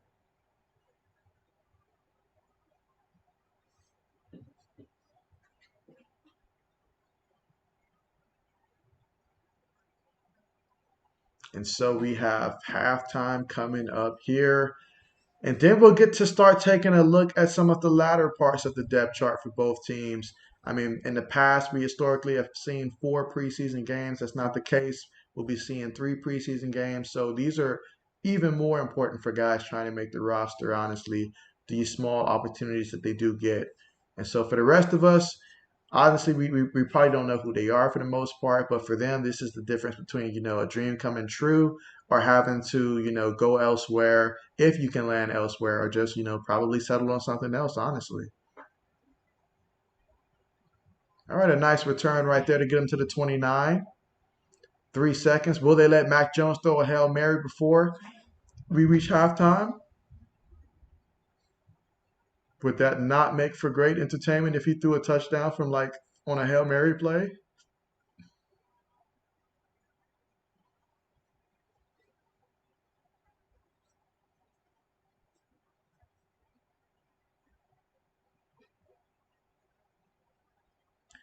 All right, well, we take a knee. And so we're going to go to the half after that knee taken by Mac Jones. And Mac Jones has been impressive, in my opinion, in that first half. I mean, he was 5 of 8, and that includes, like he did have one pass that he threw in the end zone that was dropped that honestly he should have had that to he should have had that to happen. It would have been absolutely fantastic if that would have been caught. But it wasn't, so he is 5 of 8 for 44 yards. I seen great control. He put the ball in great places, showed great accuracy, great decision making. I didn't see a lot of pressure get to him as well. So I am curious as to once that pressure starts coming at Mac Jones, how is he going to perform? But I really did like what I saw from Mac Jones in that regards. Now, looking at Cam Newton, did I get the same feel from him? I did not. And I've definitely been someone that's been, like saying Cam Newton, it's going to be his job until it's not his job. And as simple as that sounds, basically it's his job to hold off Mac Jones. I mean, he did some good checkdowns and stuff, but in terms of, just throwing the ball to the receivers the way that I saw Mac Jones do it, yeah, in the small sample size I saw, I did not see that. So definitely something to continue to monitor right there. And let's see, King says Hail Murray. Yep. And so we all know that reference of Kyler Murray and what he was able to when that Hail Mary that he threw up to D Hops. I mean, when you got D Hops on your team, that's a major flex right there. So yeah, that Hail Mary was the catch of the year in my opinion. I mean, I'm trying to think if there was a catch that I can think of that was more like breathtaking than when I saw that, but that had to be the catch of the year last season.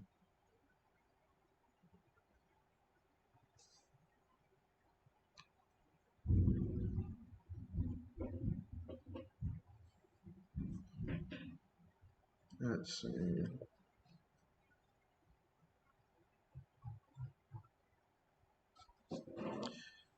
Yeah, so just looking at them talking about the preseason games that they're going to have live on the NFL Network for the rest of the week. Let's see, tomorrow the Bills and the Lions get to see Jared Goff, the former Ram with Detroit. I mean, Detroit has seen a lot of turnover, honestly, especially on offense, so I'm really going to be looking to see how do they look.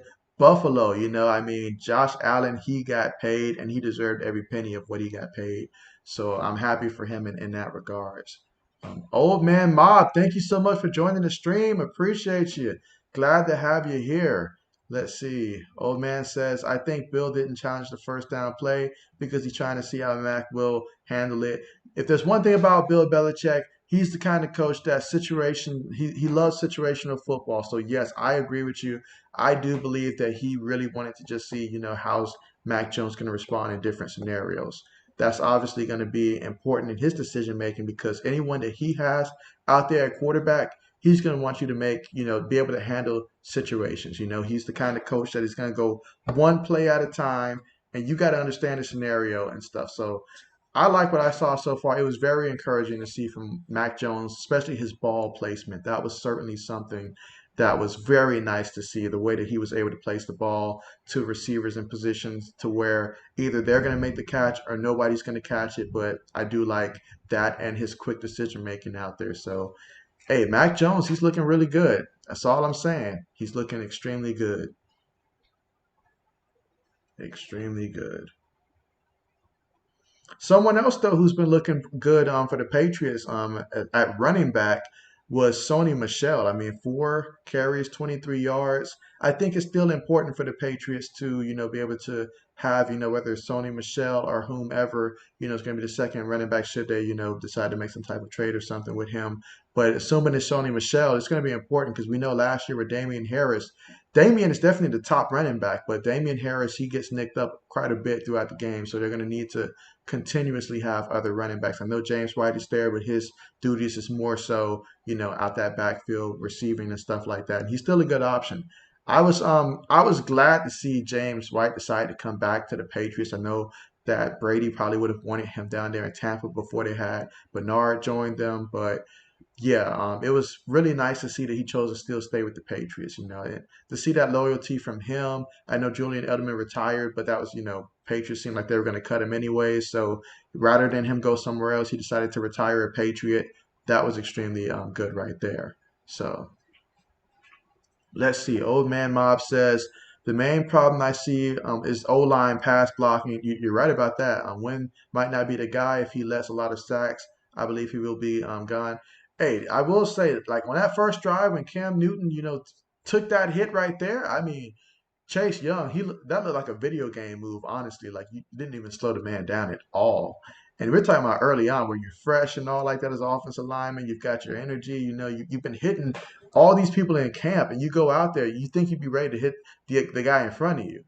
And yeah, but that was really big right there. And that pass blocking is something that, especially when Cam was in at quarterback, like I know that they're probably going to be blitzing more because they don't think that he'll stretch the ball deep. That deep ball accuracy is something that's of question. But yeah, they definitely that offensive line on pass blocking for the Patriots is something to keep an eye out for.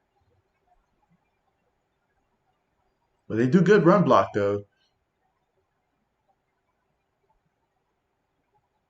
I've been paying attention to the wide receivers though for the Patriots because regardless of who's in at quarterback, you need guys that can obviously go out there and catch some passes. Now, we know the Patriots are probably most likely throughout the regular season. Well, there's no doubt about it. They'll be running a two tight end set out there, and I'm excited to see how that's going to look. But it is the preseason, so you don't want to show too much of your hand in that regards. But yeah, I need to see from the receiving core, what are they going to do out there to assist these quarterbacks. And that pass that they're showing right now that Mac Jones did, that was a nice pass right there. That's one that, as a receiver, you got to be able to catch that. You got to. I mean, you got to be able to adjust to the ball. You're in front of the defender. That only you can make a play on that ball. That's a very catchable pass right there. But I am also very encouraged when talking about the Patriots on their defensive line. I feel like there's more speed this year, and you see that energy, more pass rushing, something that we didn't see a lot of last year. The defense is looking pretty good, despite the fact they gave up that touchdown before the half, but the defense is looking pretty good. Now, I don't want to see any more injuries happen. I don't want to see that, but I like what I'm seeing so far. Let's see. Old man Mob says, if Bill was smart, he should put Brown back at left tackle. He's a way better blindside protector. I agree. I agree. And if there's one thing that Bill Belichick tends to do from time to time is he will move around guys, but then at some point when he realizes that a guy's just not producing, then he'll be like, "All right, you're going back to where I know you're good at." I seen him. I believe it was a couple years ago where I feel like the Patriots were playing musical chairs on the offensive line, where it was almost like this unit's going to start this week, and the next week it was the following unit. He did that for about a good 3, 4, maybe 5 weeks before he finally made up his mind how he wanted the offensive line to line up, and then stuck to it. But yeah, definitely agree with you on that one. And now they're showing us a bit of the Eagles and Steelers game right there. Let's see, is that Jalen? Yeah, Jalen Hurts using his legs. That's obviously going to be a big part of his game. A lot of RPOs and stuff. You'd have to imagine that they're going to draw up for him. And then there's Joe Flacco. Let's see. I saw statistically that he threw a deep a touchdown. Okay, so that touchdown came off a screen pass because I was just looking at the stats earlier. I had not seen how Joe Flacco threw that touchdown. I know it was like a 70-something yard touchdown on paper, but yeah, that's more just a play call and receiver than anything. So, but still good right there for those guys.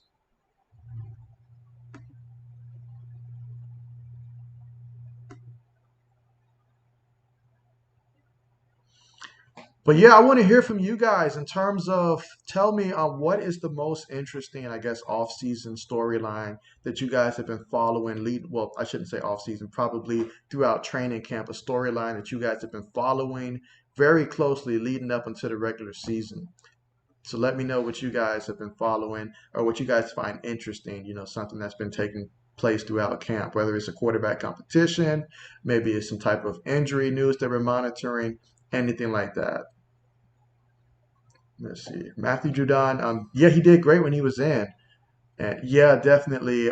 Gilmore comes back to the defense. It is going to be nasty. I kept thinking about Gilmore, especially when they showed earlier when the Patriots pass rush was getting back there to the quarterback and like Tyler was throwing it up.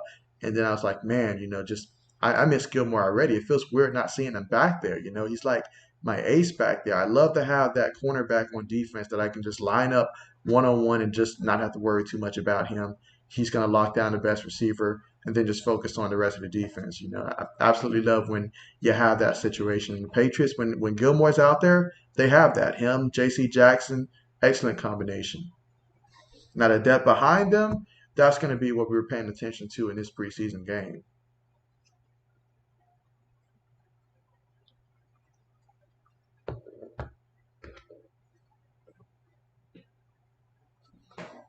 Let's see. I believe they showed that Saturday's game, the Dolphins and the Bears, that's going to be one really worth watching to see Justin Fields in that one.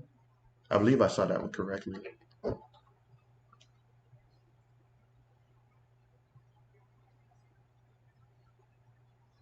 Yeah, Bill's got to work on that pass blocking right there. I just after watching that replay so many times, yeah, he's got to do something about that. Cannot have that happen, especially regardless who's in there at quarterback. But you cannot have that happening.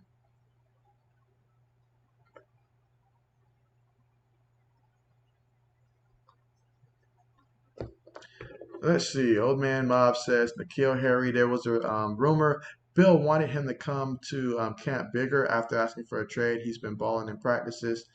Yeah, part of me at first when I first heard about the whole Nikhil Harry thing, I was like, all right, let's ship him.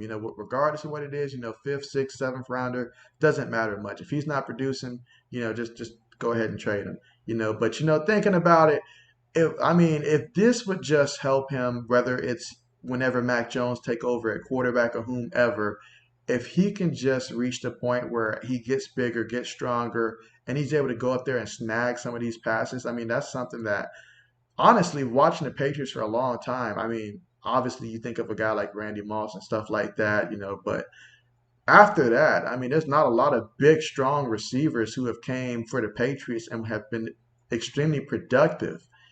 So if he can turn into that, that would be extremely huge for the Patriots to give him that big play type of receiver, especially even if Cam Newton's in there, be able to throw someone up a 50-50 ball, a jump ball, that can bode well, him, Mac Jones, whomever.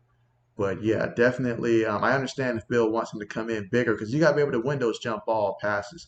That's how he's going to get his chunk of the offense, honestly, those 50-50 balls. And just throwing it up, deep passes, just throwing it up and letting them go get it. That's what we thought we were getting when we got him in from out of Arizona State. So really hope that he can do that for the Patriots. That would be nice.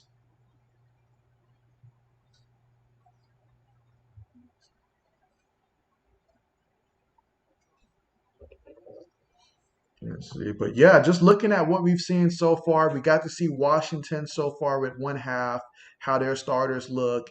And then, obviously we didn't get to see Dak Prescott when the Cowboys played in the Hall of Fame game, but we got to see a couple starters. So tell me, what are you guys thinking? Which team is going to actually do better? Is it going to be the Washington football team or the Dallas Cowboys? Who's going to win the division? Or will it be another team in the NFC East? So let me know what you guys think inside the chat section.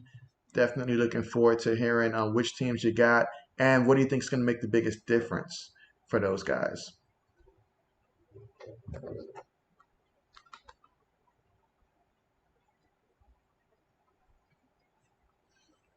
Kendrick Bourne. That was the receiver signing that I was most happy about when I saw Kendrick Bourne was going to be coming to the Patriots.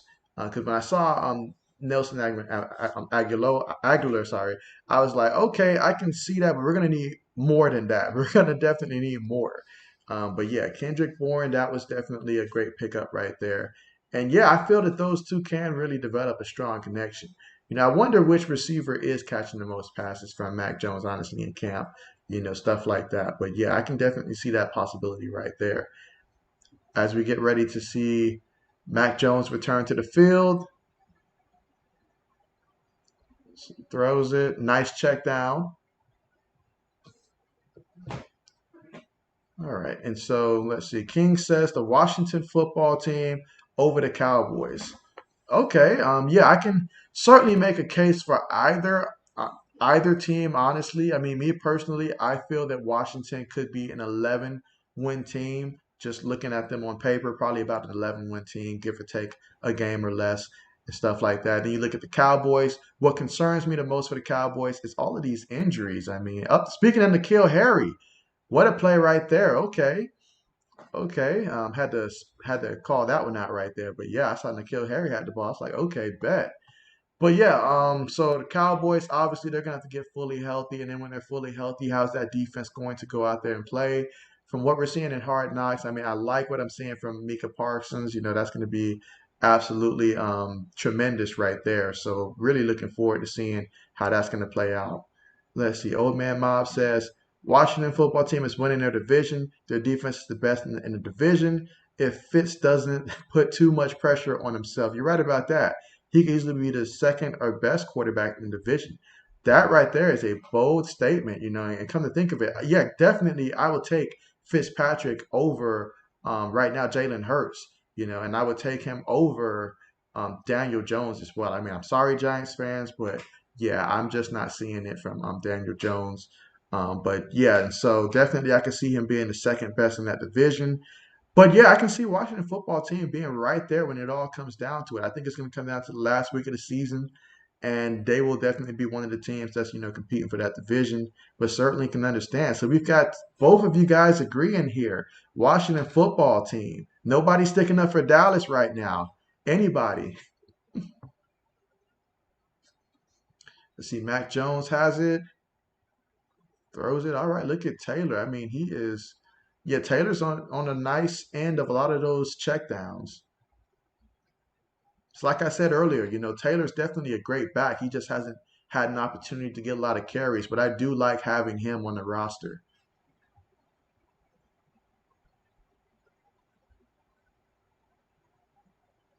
And just look at the way that Mac Jones is out there just managing the offense. This is beautiful to watch.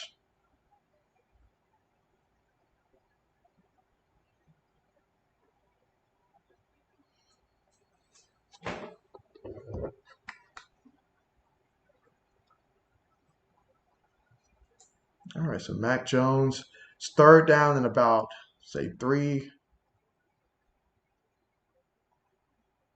I'm just itching to see him go deep again. I want to see that deep ball accuracy in display. Okay, nice reception right there. All right, and look at the passes. I mean, he's making confident pass, and it's on the money.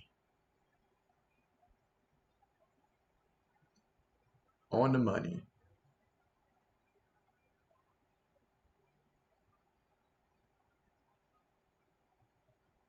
All right, another check down and another completion for Mac Jones.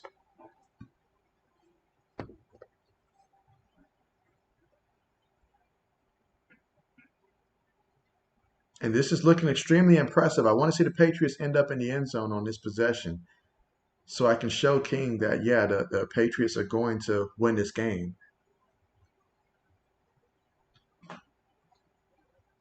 All right, and the carry right there to, oh man, look at that. Look at him. He's very nimble on his feet. I mean, he's got that short frame. He's like a smaller, like shiftier version of Maurice Jones-Drew, but in terms of just like that size, or maybe I should compare him to more of a Darren Sproles type. But yeah, I like what I'm seeing so far. Let's see. Old Man Mob says we have top three running back core. There's a lot of talent, and White is the oldest back we have. Yeah, I mean, one thing that I do love that Bill Belichick does is, I mean, he was doing this even before I feel like the league changed into more of a 2-3 running back type of league where now every team is having about two or three running backs. But even before that, Bill Belichick was like, why pay running back the salary of about three running backs when you can bring in three running backs on one man's salary? I mean, nobody did that better than Bill Belichick. I remember LeGarrette Blunt led the league in like rushing touchdowns, and Bill Belichick's response was, okay, I know you're one of the lowest paid starting running backs, so I'm going to reward you with an even lower contract offer the next year. And so Bill has definitely made sure that he spreads the wealth when it comes to the running back position, particularly, and he does a great job at it. But yeah, I like the running back room the Patriots have, and they're going to have to be really big for the pass this up this season. Okay, that time you see the pressure got to him. It's going to be fourth down. Believe we're going to bring the field goal unit back out. I want to see them go for it. We just talked about situational football. Let's go for it. But yeah, every quarterback realize what they're made of after they've gotten hit. So now Mac Jones gets a feel of that NFL getting hit out there on the field. So we'll have to continue to monitor how he progresses from there. But yeah, it's bound to happen when you're out there at quarterback. Let's see, can he go 3 for 3 with field goals? And he does. Okay. Norton is not playing around, guys. He is 3 for 3 out there. And the Pats have the lead.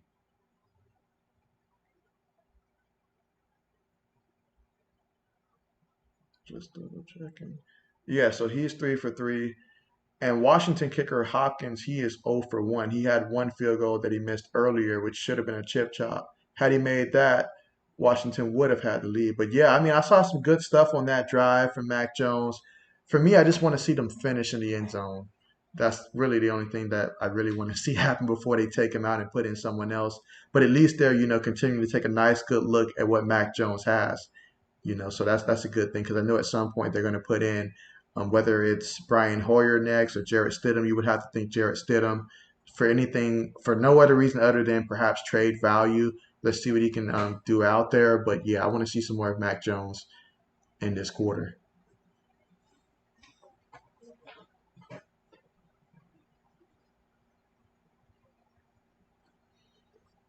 Well, speaking of which, yeah, so it seems like the Steelers have scored again. So yeah, 16-14 right now. Let's see who scored, and Dwayne Haskins was responsible for that touchdown. Let's see, who did he throw that one to? And he threw that one to Johnson. Unsure which Johnson that was, but yeah, so that's great news right there. That Steelers backup quarterback, the backup quarterback position for the Steelers is definitely one that it may be up for grab, but that's a tough competition right there. And Haskins, he's bringing it. 11 to 12, one touchdown. I have been defending Dwayne Haskins for quite some time, even back when he was at Ohio State. I felt like he was disrespected in the whole Heisman thing. It's like they talked about who was the other quarterbacks they had there. I think was Kyler Murray there. Um, Tua, and then you look over there and it's like a distant third. They didn't even really consider Dwayne Haskins a real possible option to win. So it's almost like they just invited him as a formality. So, but yeah, definitely as someone who's watched the Buckeyes play, it's been a big fan of Dwayne Haskins. Let's see. Old man Mob says that we finally found our kicker. That is right, folks. I mean, he's 3 for 3, and we've seen some other kickers be pretty shaky throughout the preseason. But yeah, he's looking absolutely fantastic. It's not even close. Like we're not talking about getting close to hitting the bar. It's like right down the middle each and every time. I mean, that second one that he hit from 50, that convinced me right there. Like, okay, this guy knows what he's doing. And of course, Bill Belichick, he does a tremendous job of finding these kickers. Probably not, well, I can't even say not drafting them, but definitely does a good job of knowing these kickers and finding good talent at that position. Yeah, so right now the Pats are up 9-7.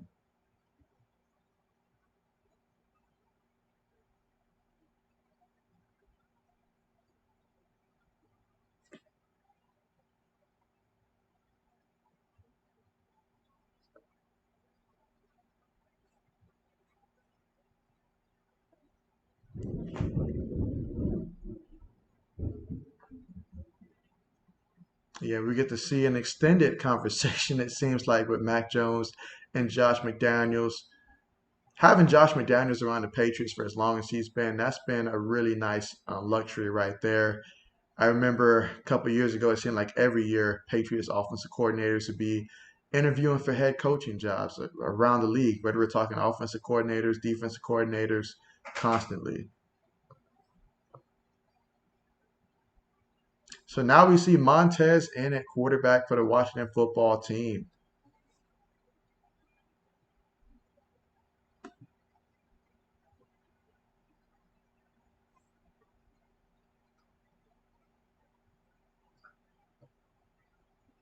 Hands the ball off. All right, it's about a 2 yard gain right there for Patterson. So far in this game, he's got about 5 carries, 24 yards. It's 3rd and 4.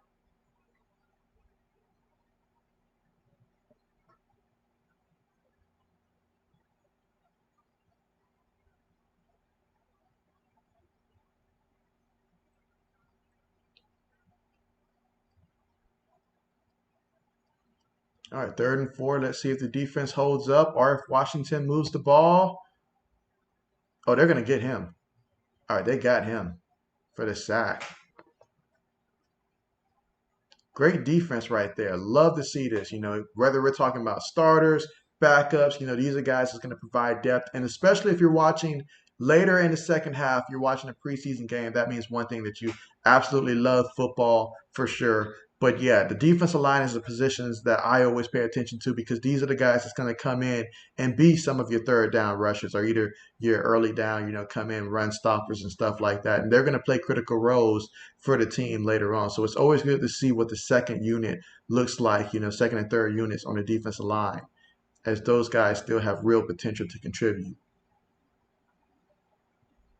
Oh, what is he doing? You can't chase the ball like that trying to make a play on special teams. You cannot put your team in a position where you could potentially fumble that ball. Now, he didn't fumble that, but he took a risk on that one just to lose a yard or two.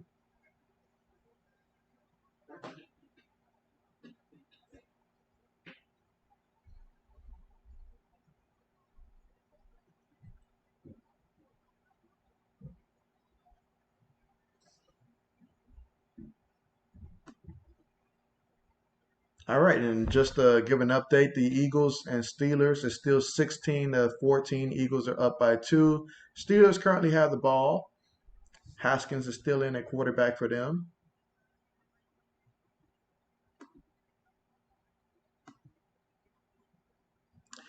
Mills, thank you so much for joining the stream. Glad to have you here. Yes, having you here on a football stream. That's that's a first, right? That's what's up. Let's see. Carlos, glad to have you here on the stream. Appreciate you guys. Glad to have you here. Yes. So who do you guys have winning this game, and what do you think so far of this game? Let's see, Jay Mills back at it. Yeah, back at it, just trying to switch a couple things up this time on the stream, with the whole background and everything, just trying to liven it up some. Now, I know that you've been paying attention to the Hawks Summer League. I know that you've been paying attention to that. Has anything stood out to you so far for the Atlanta Hawks in the Summer League so far?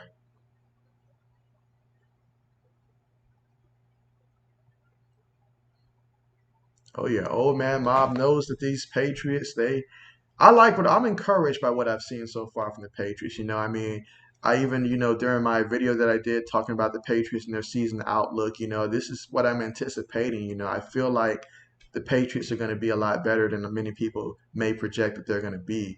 Honestly, it's just going to be one of those things where the defense is going to be more improved. They're going to be faster. Especially when we get Gilmore back out there, that's going to help a lot with, being able to generate more pass rush and feel secure with our secondary. But this is still good, valuable experience for guys that's going to be behind Gilmore and company in the secondary. And then offensively, the way I see it is that if Cam goes out there and if he struggles, Mac Jones will be in soon. If he's not, then hey, then obviously Cam would have to light it up if he's going to stay in there. So either way, it's going to be a win-win for the Patriots. But I cannot wait to see the regular season for sure. Let's see. J Mill says, love the background, bro. Plus, I have the Pats for the win. Hey, that's what's up. Appreciate you. Appreciate you. And yeah, I've got the Pats as well. Let's see. Jay in the Bay. What's going on? Thank you so much for joining the stream. Glad to have you here. Talk about Mr. 1K right now. He's crossed the 1,000 subscriber mark. Definitely, you guys are going to want to check out his channel. Produces a lot of 49ers content. And so, hey, nobody knows the 49ers like Jay in the Bay, that's for sure. So definitely looking forward to seeing the 49ers preseason for sure, especially, not just obviously want to see Jimmy G, but hey, Trey Lance, that's what's going to sell the tickets for the 49ers in the preseason. Everybody wants to go there. I'm sure that they're swarming to the practices, out there fighting the heat, everything to get out there just to see Trey Lance. And I'm hearing some good things about Trey Lance. So it's got to be excited for these 49ers.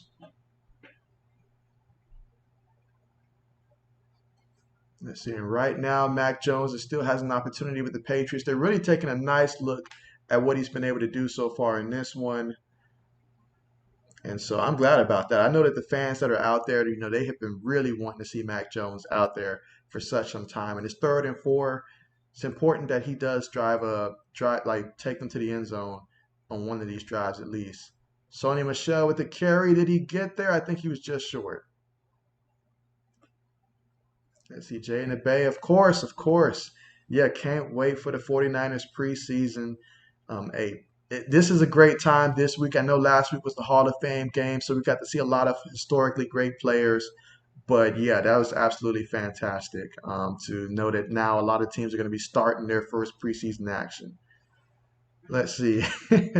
Jay Mills says, I'm switching from the Falcons fan to whomever wins the championship this year and considering trading the Hawks for the Lakers. This is spoken from a fed up Atlanta sports fan. I hear you on that one. I'd like to tell you that things are going to be looking a lot better, but I don't even know what to say. The Hawks, they played great until they didn't. And so, and it seems like a lot of the money that the Hawks spent, they just really use that money to retain the players that they already had, which they really needed to do, but they still needed to improve to if they wanted to improve, upon going to having a chance to go to a championship, especially with Brooklyn out there in the East, Milwaukee, a lot of tough teams next year, a lot. I mean, as for the Falcons, well, yeah, I don't know what to tell the Falcon fans right now other than just be glad that fans are going to be able to go back into Mercedes-Benz Stadium. That's going to be something to look forward to for the Falcons this upcoming season.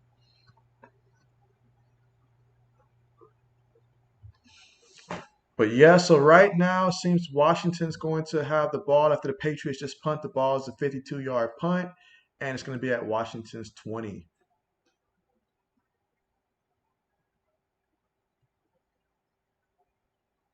Let's see, so far in this one, in terms of running the ball, Barber and Patterson both have had the bulk of the carries for the Washington football team, both carrying the ball 6 times. Patterson has 26 yards, Barber has 20 yards and a touchdown in this one. It's been the only touchdown scored so far in this game. Washington, they had 3 tries at the goal line and they were able to convert on 3rd down. And as for the Patriots, Sony Michelle has so far got the most carries, and he's had 6 carries as well for 26 yards. Harris had 4 carries for 17 yards. And Taylor, J.J. Taylor, he's been mostly used as a receiving back so far in this game, but he also has 2 carries for 10 yards.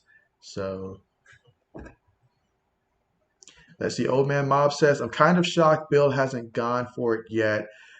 Yeah, I mean, I know normally when it comes to the preseason, I think they tend to be a little bit more aggressive for that. But I don't know. Maybe he just wants to continue to take a look at this defense, and so he's continuing to punt the ball. But yeah, I'm a little surprised that he has not gone for it yet. But I do anticipate.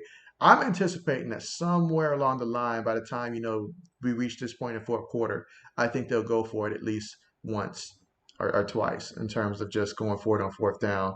But yeah, it's a little bit of a surprise, honestly. That's normally something that throughout the preseason, it's a good time to work on those plays that you have for 4th and short. So, absolutely.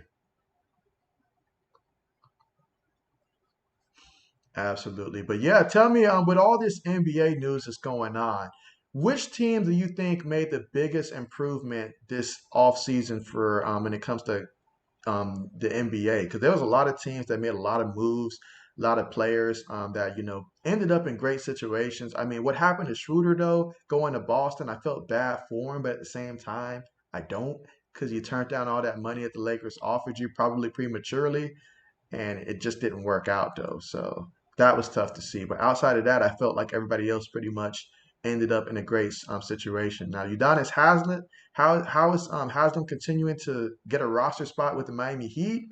I don't know. I mean, I feel like he should be doing some type of coaching at this point. Honestly, just throwing that out there, or at least some type of player development. But taking up that one roster spot that can go to someone else, I feel like that's been pretty huge right there. That's something that if I was Miami, I'd have that conversation like, look, we get it. You're great. We want you to stay with the organization. It's just we need that roster spot. That's somebody that's in the G League that could be on an NBA roster and help contribute to the Miami Heat success. So Let's see. Old man Mob says the Bulls did the best. Hey, Lonzo right now, I feel like Lonzo's at the point where he's obviously worked on that shot last season. That was evident. Tremendous passer, great IQ.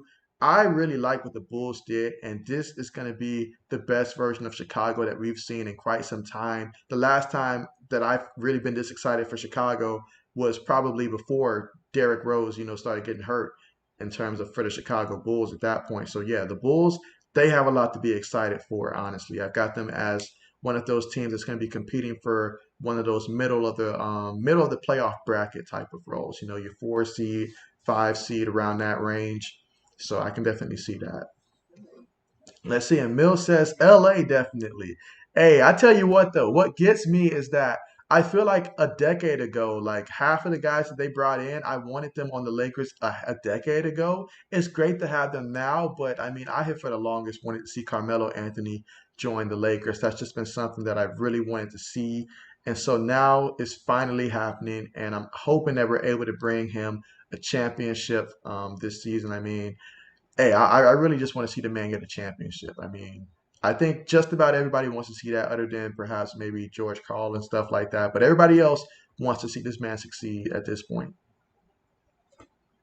But all the moves that they made, I mean, bringing back Dwight Howard, that was something that should have never happened the year before. They should have never let him go. Should have never had let Rondo walk away either last year after what happened. But they definitely made up for it this offseason.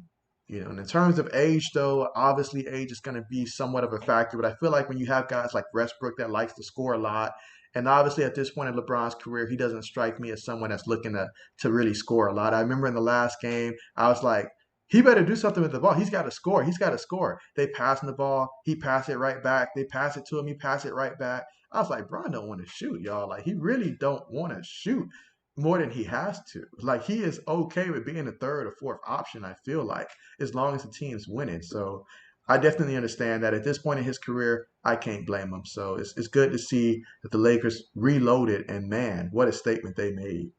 What a statement. Can you imagine Lakers, and if it was the Lakers and the Nets or something like that, and then you get to see KD versus Westbrook, and then, oh man, just there's so many narratives around that. So definitely I'm with you there with the Los Angeles Lakers. I like what the Heat did personally as well. I feel like defensively, they're going to be a defensive nightmare where teams are not going to have fun going against this Miami team. Especially, we're talking about 4 games in a row. This team's going to come with some real toughness, great defense, and they're going to physically, mentally wear a team's out. Especially when we get to that playoff team. They may not be, well, they won't be, I don't think, one of the higher seeded teams, but when they are in the playoffs, they're definitely going to be one of the tougher teams.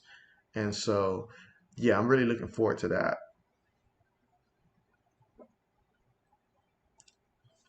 Okay, right now we've got 3rd and 7. Washington still has the ball. About 2 minutes, 20 seconds to go here in the third quarter. Let's see. We're at the Patriots 33-yard line. Okay, he's dropping back the pass. Look at that. No completion. You can thank the pass rush on that one for making things difficult. He had to drop too far back, and Montez just didn't have the arm to get it there. And even if he would have, it would have been too short. The guy had to come back to the ball.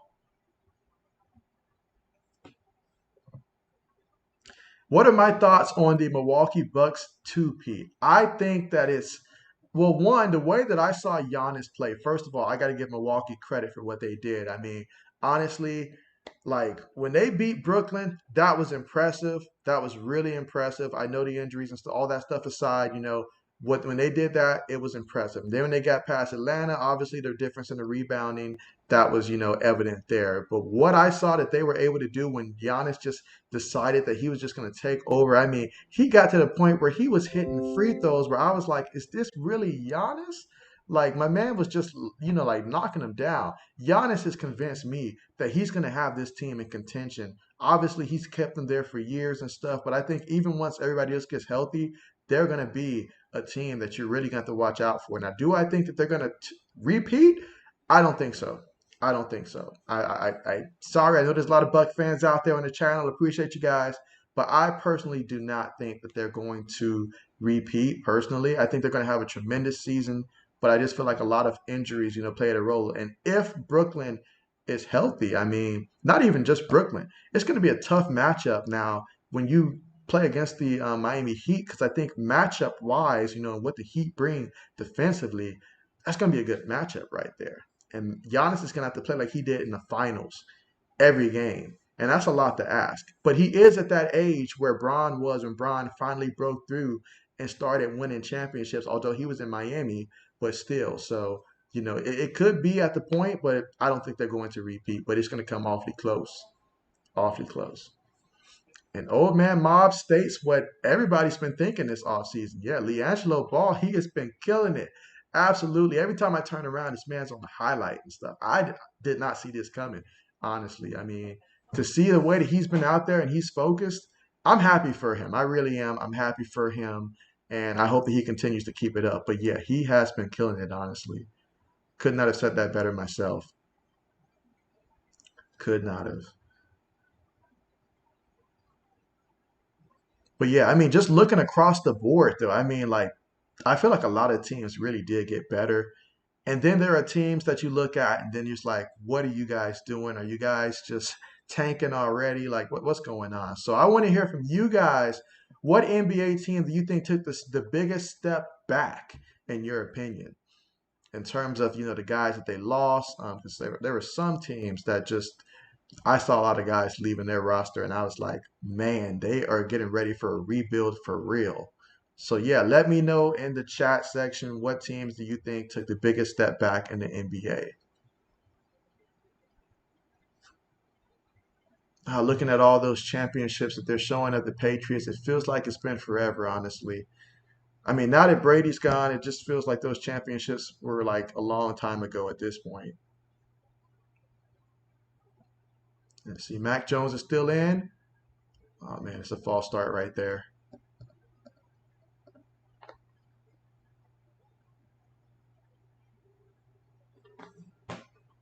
Yeah, that's going to be a false start. That's going to push him back.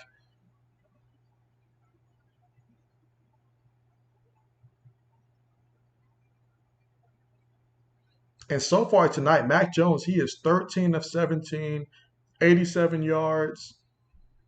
So he's been playing really good, really good.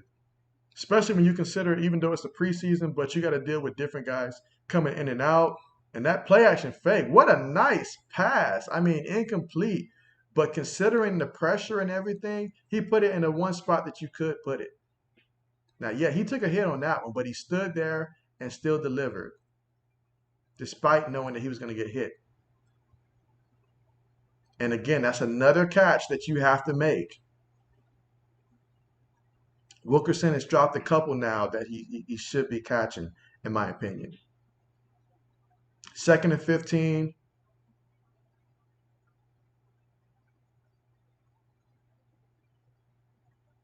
Oh, come on. That pass rush has got, I mean, that pass blocking has got to do better than that. You cannot have our rookie getting hit like that. You just can't have that happening. That pass blocking, I saw that coming before it happened. Like, they just did not look like they were ready to block on that play right there. I mean, look at that. I mean, they couldn't even double team properly. Who misses a double team? I mean, you take away that guy, he would have been sacked probably 3 different times on that play, honestly, if that guy wouldn't have brought him down. Oh, Mac Jones going deep.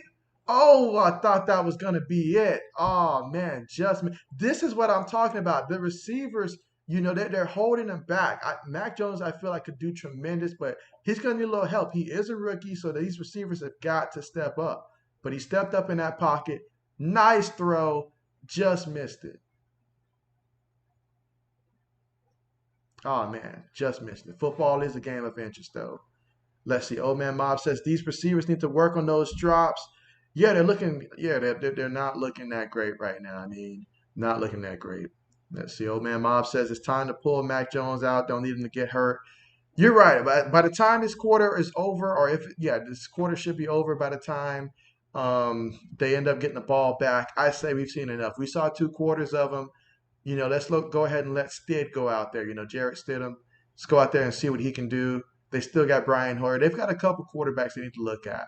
I'm happy we got to see these 2 quarters, but as you said, yeah, let's go ahead and pull him. He's got some stuff now, some film to work off of, and continue to improve on from there. But yeah, these receivers they've got to stop dropping these passes. Can't let that happen. But Mac Jones is putting it in some nice places. He's showing that he's placing the ball where only the receiver can get it, and that's all you can ask from a quarterback. I'd rather see that than see interceptions or contested passes on a regular basis.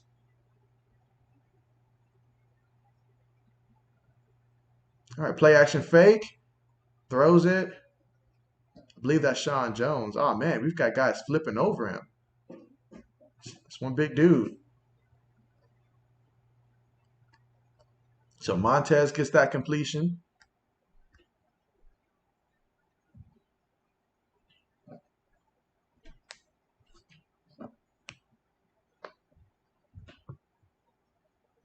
Let's see. Old man Mob says Stidham is on PUP. Okay, so he's on the PUP list still, and so Hoyer time. Yes, bring in Hoyer. Bring in Hoyer. Do we still have that? What's that quarterback that they keep throwing around from? I believe that he was with the Packers earlier. Then they waived him and we picked him up. He's like 6'7". I forget his name at the moment. But I wonder if the Patriots still have him. I want to take a look at him if he is still on the roster. I believe he's from like Connecticut or some school in Connecticut.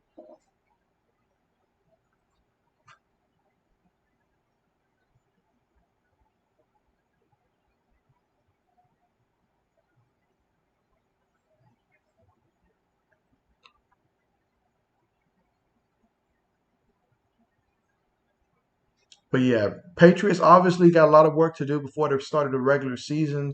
Particularly, these receivers have got to hold on to the ball and the pass protection. I don't know what they did on that last sack where you can't have two guys blocking one dude and he just goes through the middle and you don't even slow him down at the least bit. You just cannot have that happen.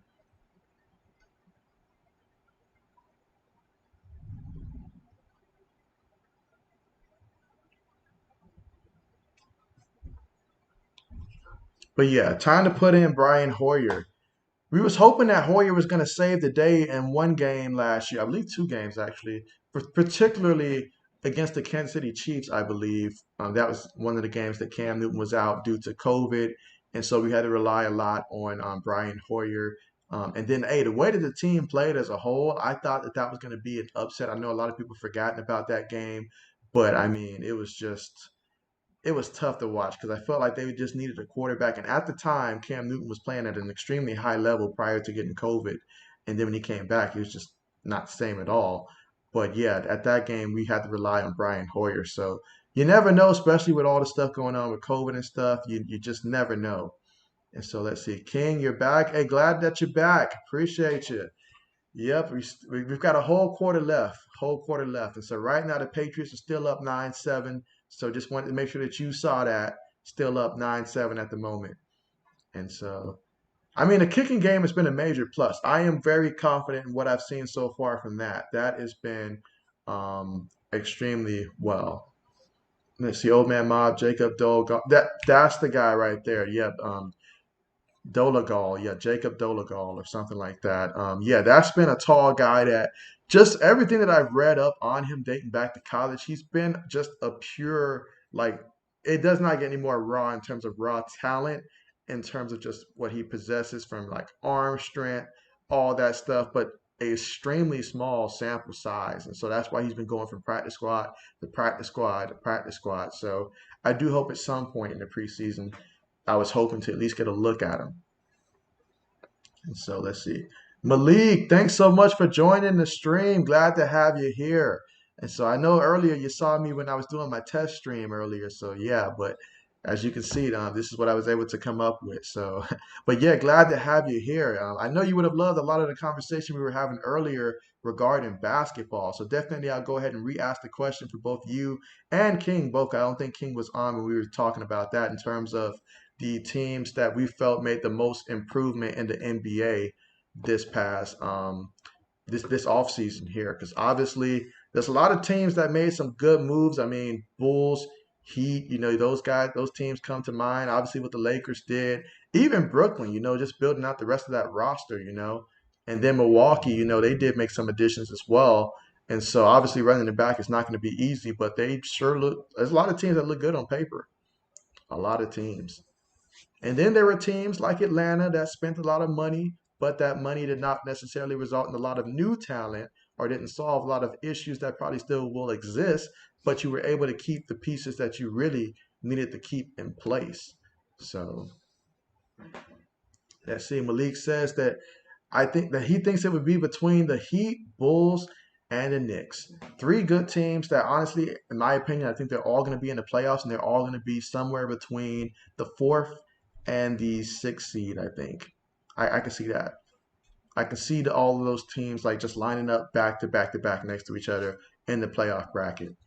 And so let's see. King says the Blazers. Oh, there we go. We haven't even talked about the Blazers, the Bulls and the Wizards.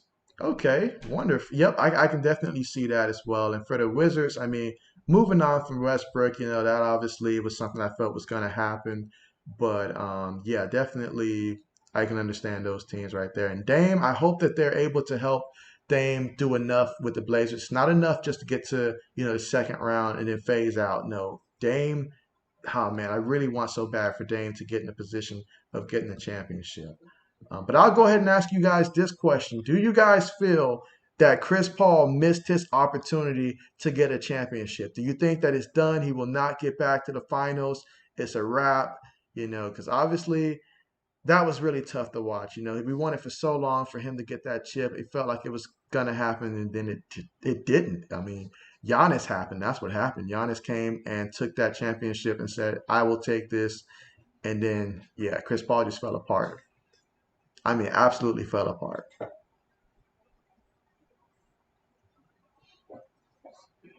So right now, Patriots are still up 9-7.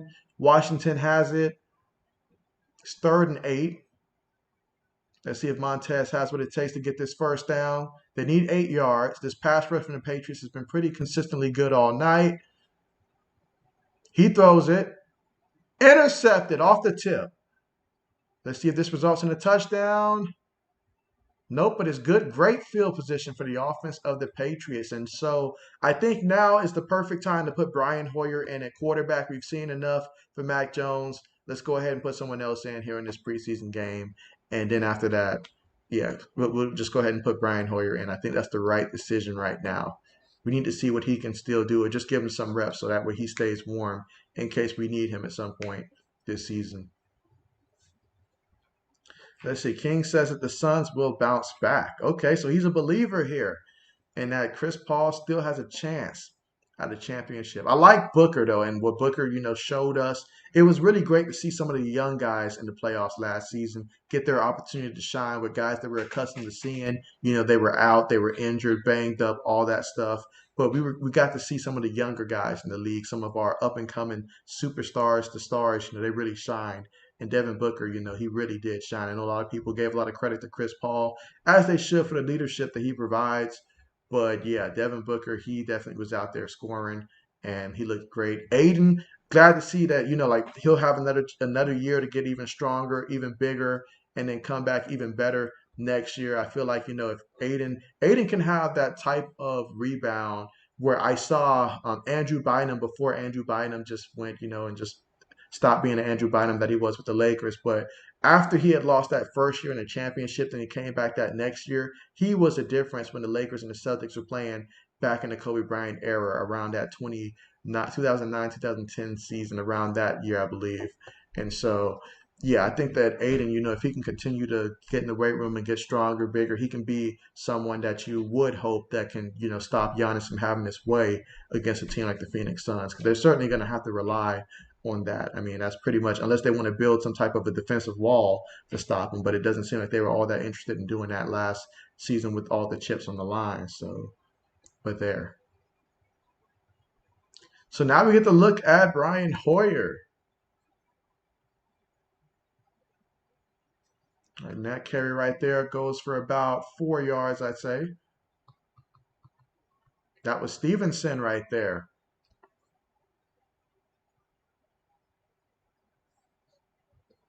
Stevenson was a surprise draft pick, I felt, when the Patriots selected him. As in, I really didn't think they were going to take another running back at that spot. But hey, if there's one thing that Bill Belichick does great, he does not wait when it comes to running backs. Like he will draft a running back in back-to-back years if he got to. I mean, you think about how he drafted Sony Michelle, and then the following, I think it was the following year or the year after that, brought in like Damian Harris. So he just keeps bringing in running backs because he understands that running backs have such a small span in which they're at their best before they start slowing down. And so he's constantly looking to bring in more running backs, more competitions. And so definitely it was a surprise, but I did and I do like the move right here. And you can see right there, just look at him being able to run inside. Let's see. Old Man Mob says he is blunt 2.0. 2.0. I definitely agree with that. I mean, and I cannot wait because he's the type of running back that he's going to get better. While most of those, speed type running backs, at some point they'll start phasing out later in their career. But those power backs, they tend to last for a while in terms of just you can use them off the bench, keep them fresh, and then they come in and power their way just like he did for that touchdown. Touchdown Patriots. I've been waiting all night to say that. It's finally about time. I thought I was going to have to wait till the next time we get to stream a Patriots game. But yes, touchdown Patriots. And so this is certainly someone to keep our eyes on later in the season once the weather starts getting cold and teams need that power type of running back. He could be that surprise back that later in the season, especially if someone were to go down or get in a doghouse or something like that, that could be that back at the goal line that they bring in or in short yardage situations. So, yeah. Let's see. Old Man Mob says, I can see us running with 5 running backs on a 53-man roster. Honestly, it's this the running back situation reminds me of when Brady was a rookie and Bill Belichick realized, and we have a missed extra point here, so this will give him something to be chewed out about here. But yeah, otherwise a great kicking day for him.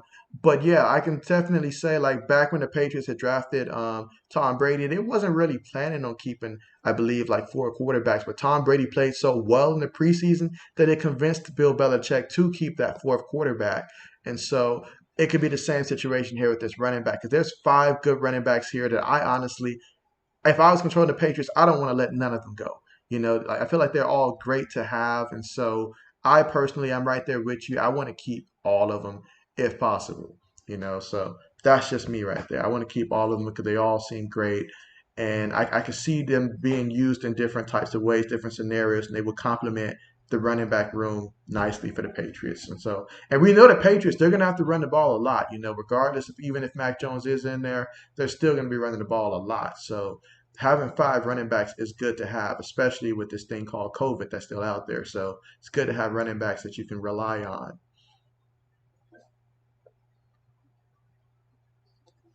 But yeah, the Patriots, they're currently up by 8. Now, that missed extra point, that does create a scenario for Washington if they were to score a touchdown where they can go for 2 to try to tie it as opposed to it being a 2 possession game.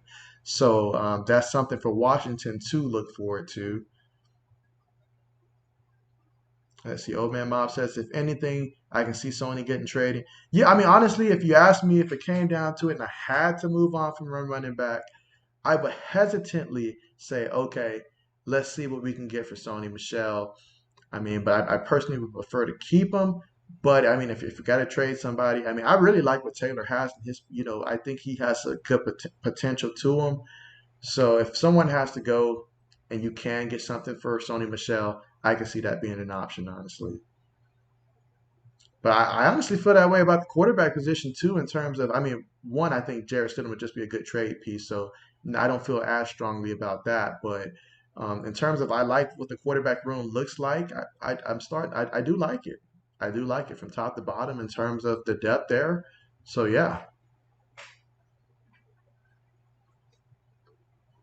just like when it comes to the Washington football team and their defensive line, I love their defensive line and what they've got. This is going to be a fun season for them because Ryan Fitzpatrick is someone that he goes out there, he's comfortable. He's been in some big stages, different locker rooms, leadership position. He's been a starter, he's been a backup. He's just chill. He's just out there having fun. When you see this man out there and he's running around trying to make plays and stuff, he's just out there having fun. And this is what Washington really needs, from their quarterback position. Someone who's comfortable with the offense and can just get the ball into the hands of their playmakers. So Washington's going to be a fun team to watch. And I'm going to enjoy seeing, them and the Cowboys in that NFC East. And as for the Giants, there's a lot of questions over there. Saquon Barkley, when will he return and how will he look? All I know is this. Saquon Barkley burnt me when it came to fantasy football last season, so I personally do not see myself taking Saquon early in the fantasy league. Not going to happen. Just not going to happen.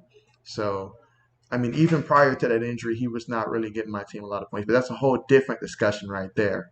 But I'll ask you guys, if you guys could narrow it down to your top three picks for fantasy football, who would you guys put as like select in your top three choices, I should say, for fantasy football? If it was up to you, you could have obviously any player that you want. Your top three choices for fantasy football.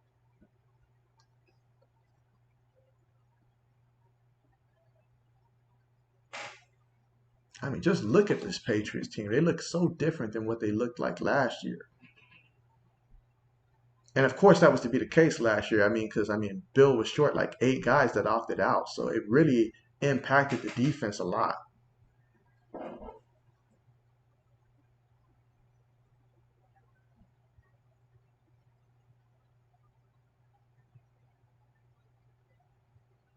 All right, so with the nice way to finish on that carry right there for Washington.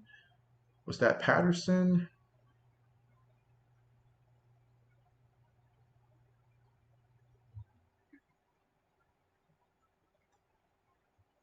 All right, I'm personally looking to see this Patriots defense, even though it's not the starters or anything like that, but it's important to have these backups, still keep that same sense of pride and set the tone. I want to see them make a stop here.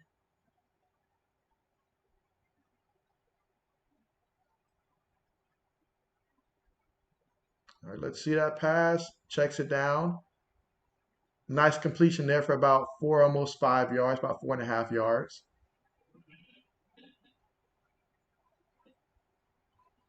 Let's see. Old Man Mob says, I said this at the beginning of last season.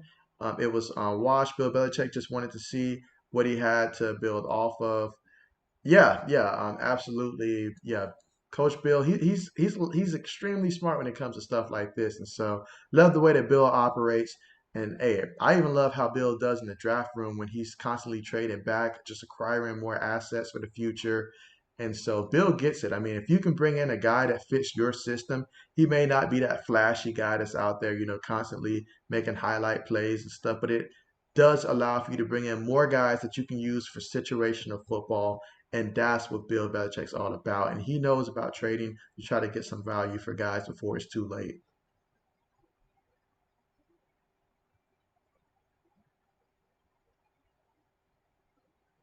But yeah, last year though, yeah, the Patriots were extremely tough to watch in terms of just knowing that they had so many guys that opted out. It's just, yeah, it was tough.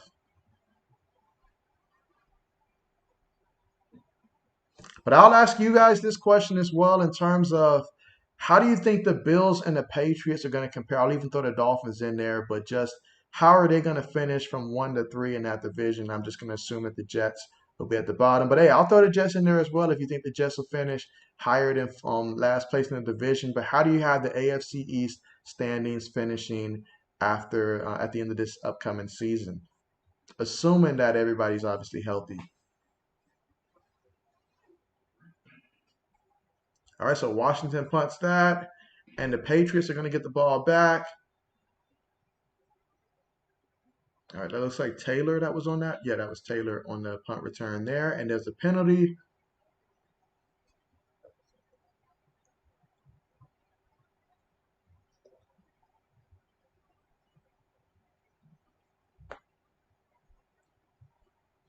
Let's see. So Old Man Mob has at number one the Buffalo Bills.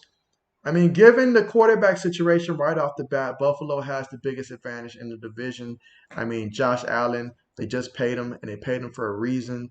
I mean, he's everything Buffalo could have hoped for at the position for them. I mean, strong arm, so that does help them when it comes to cold weather games.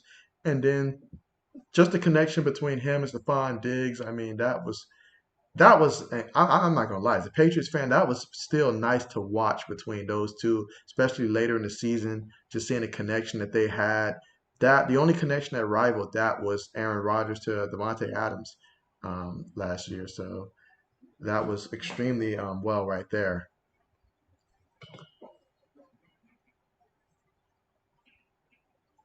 Let's see.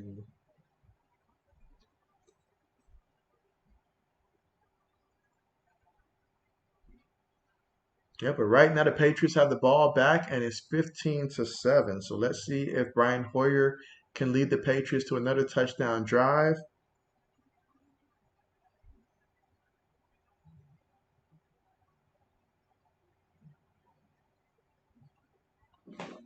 All right. So Old Man Mob says that the Patriots will be second and the Dolphins will be going number three. I can see that. That's I think the most realistic way that it's going to finish. I mean, sorry, Miami fans, but only way Miami does better than that is if like Tua just goes out there and light it up. But I don't think that's going to happen. But yeah, I definitely think that's how it's going to end up. But I personally I don't know. It's just part of me thinks that the Patriots can match the Buffalo Bills in terms of like having the same record at the end of the season. And I think that they could split and go 1-1. Although I think when the Patriots beat the Bills, it'll be like barely. And I think when Buffalo wins, it could be like two possessions or something like that, especially just depending on, the situations and stuff, who's in the quarterback. But I think they can split, and I think that the division could end up being similar. And in terms of who wins the division, most likely Buffalo, but yeah, it's not going down like it did last year. That's not happening. Let's see. Old Man Mob says, I don't see Buffalo sweeping us this year, but Buffalo have a better receiving core. Yeah, they do. I mean, not just having Diggs, but they did pick up, I believe, Emmanuel Sanders as well. Um, Cole Beasley, who knows what's going on with that situation, whether or not he'll really end up playing this year or not. But yeah, they definitely do have it. But one thing that we have that Buffalo doesn't have is the running back situation. I like the Patriots running backs a lot better than the Bills running back. And quite frankly, they better not let Josh Allen take too many hits, because you don't want your best quarterback getting banged up, not your big money man. You don't want that to happen, And then when you look at it from a defensive standpoint, I like both teams' defenses. I feel like the Patriots are going to be much improved. Gotta like what Buffalo did. They did, work on that defensive line, particularly on the edge, so they can pass rush. So it's going to be very fun to watch. That it will be. Buffalo, I feel, has the higher ceiling of the two in terms of just regular season wins and losses and stuff. They've got the higher ceiling. But I think the Patriots can very well make a play for that division. All right, nice pass right there by Hoyer on the money to Zuber.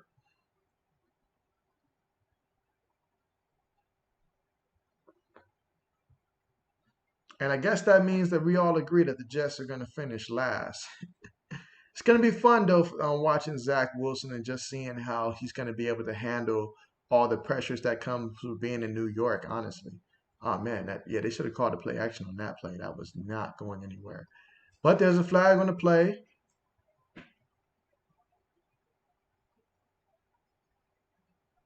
All right, offsides on the defense. Well, that'll help a team, and that's how you get a head start, I guess, going offsides.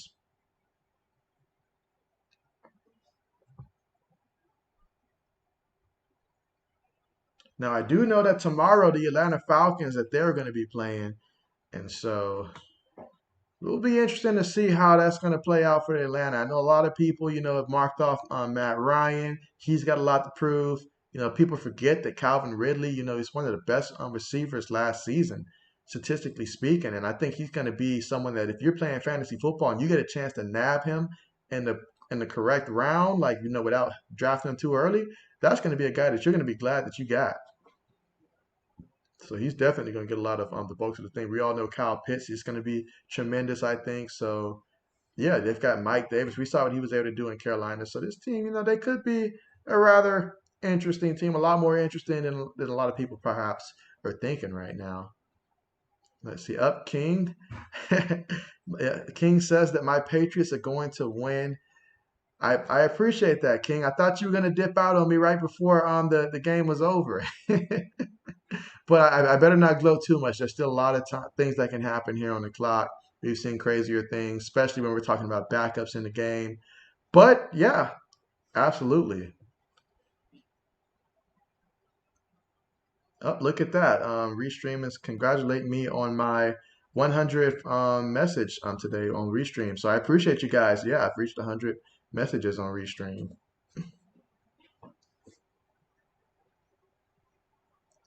Let's see. Hoyer drops back. It's just something about having a veteran quarterback like Hoyer and knowing that he's your third string quarterback that just helps me, just feel that much more confident about the Patriots as a whole. I mean, it's just absolutely wonderful.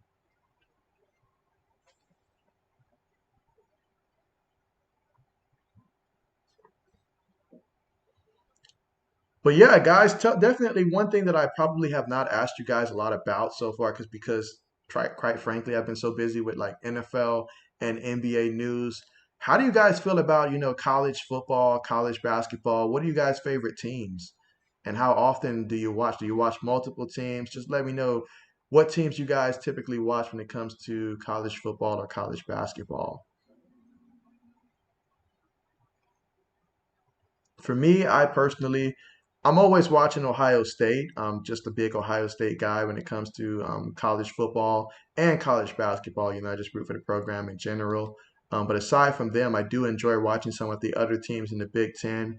So I'll definitely be trying to focus on a lot of the Big Ten, like especially when it comes to college basketball, the Big Ten tournaments and stuff, college football, seeing some of the other teams.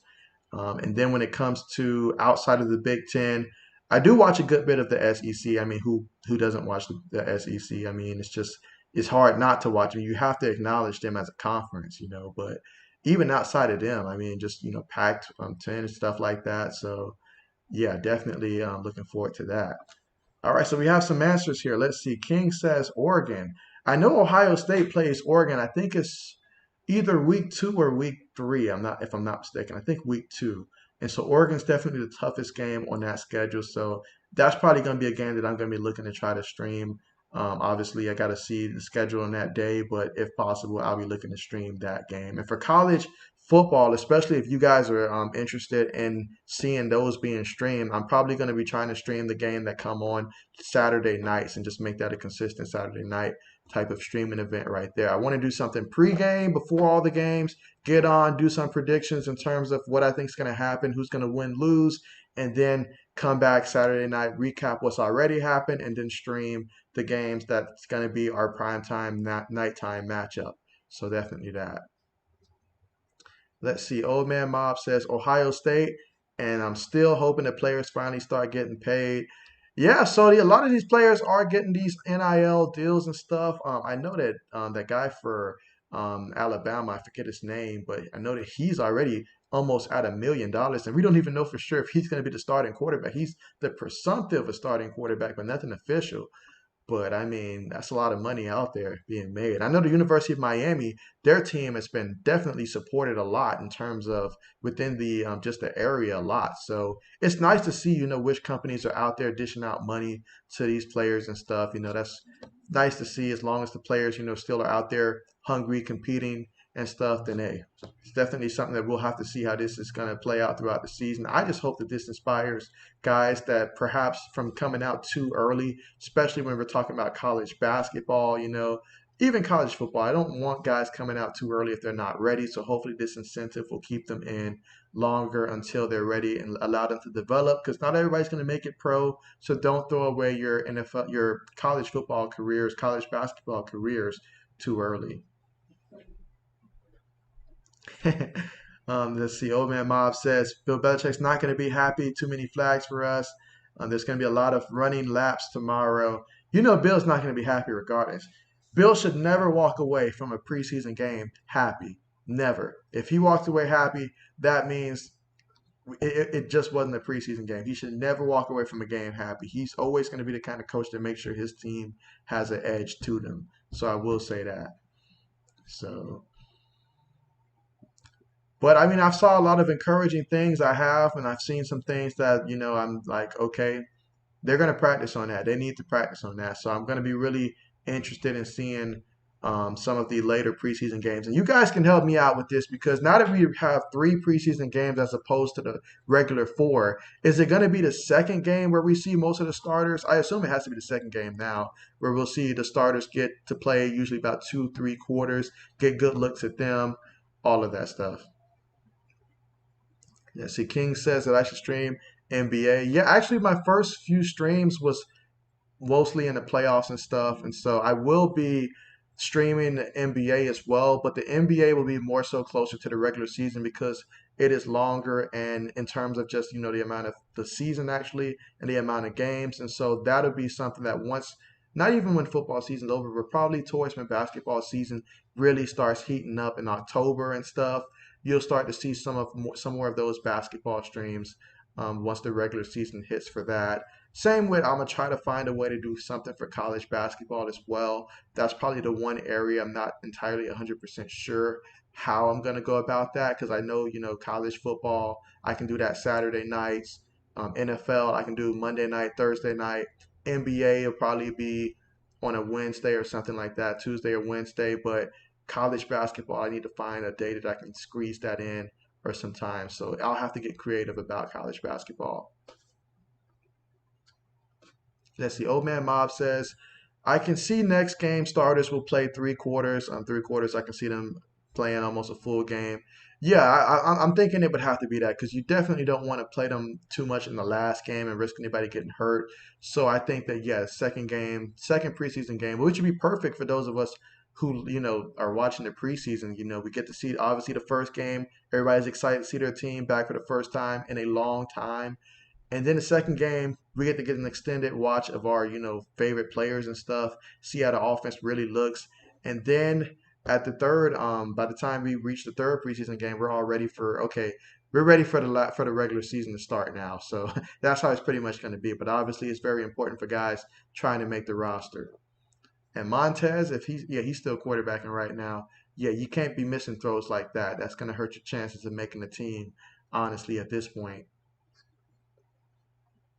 Let's see. King says, so when am I going to stream video games?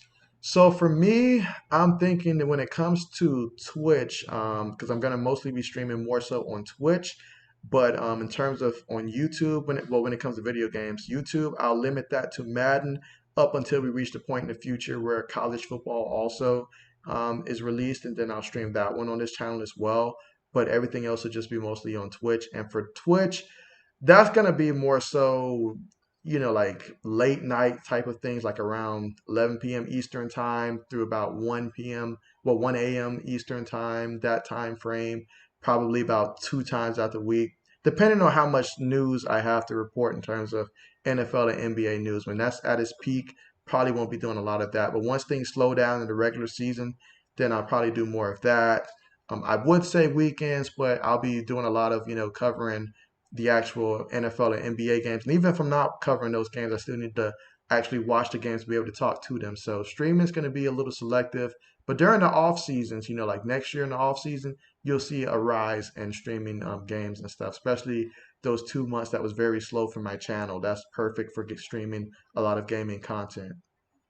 Speaking of injuries, we see Bryant's down. That's not a good sign. Especially, you hate to see it for guys that's really trying to make the team because this is their dream. They work so hard to be in this spot, and an injury can cost someone a spot.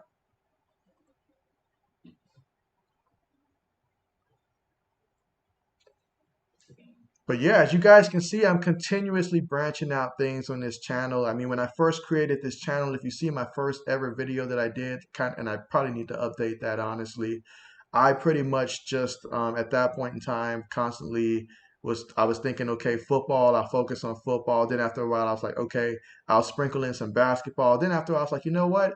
I can do basketball too. I can handle both sports. And so I continuously kept adding stuff. And yeah, that was pretty much what we ended up with at this point. And let's see, he's still down with that injury. Let's see. All right, give me 1 second here. I don't want to mess up the stream here.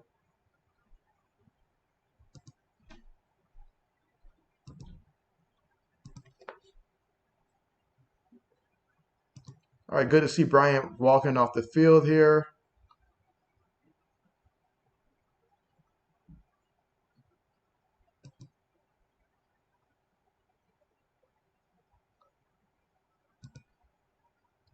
Yeah, good news to see him walking off the field because you absolutely hate to see injuries happen for anybody. All right.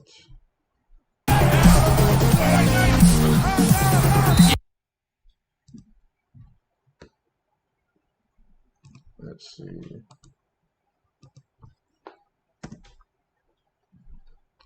All right, there we go. I just added that in the chat. And so, yeah, that is my Twitch.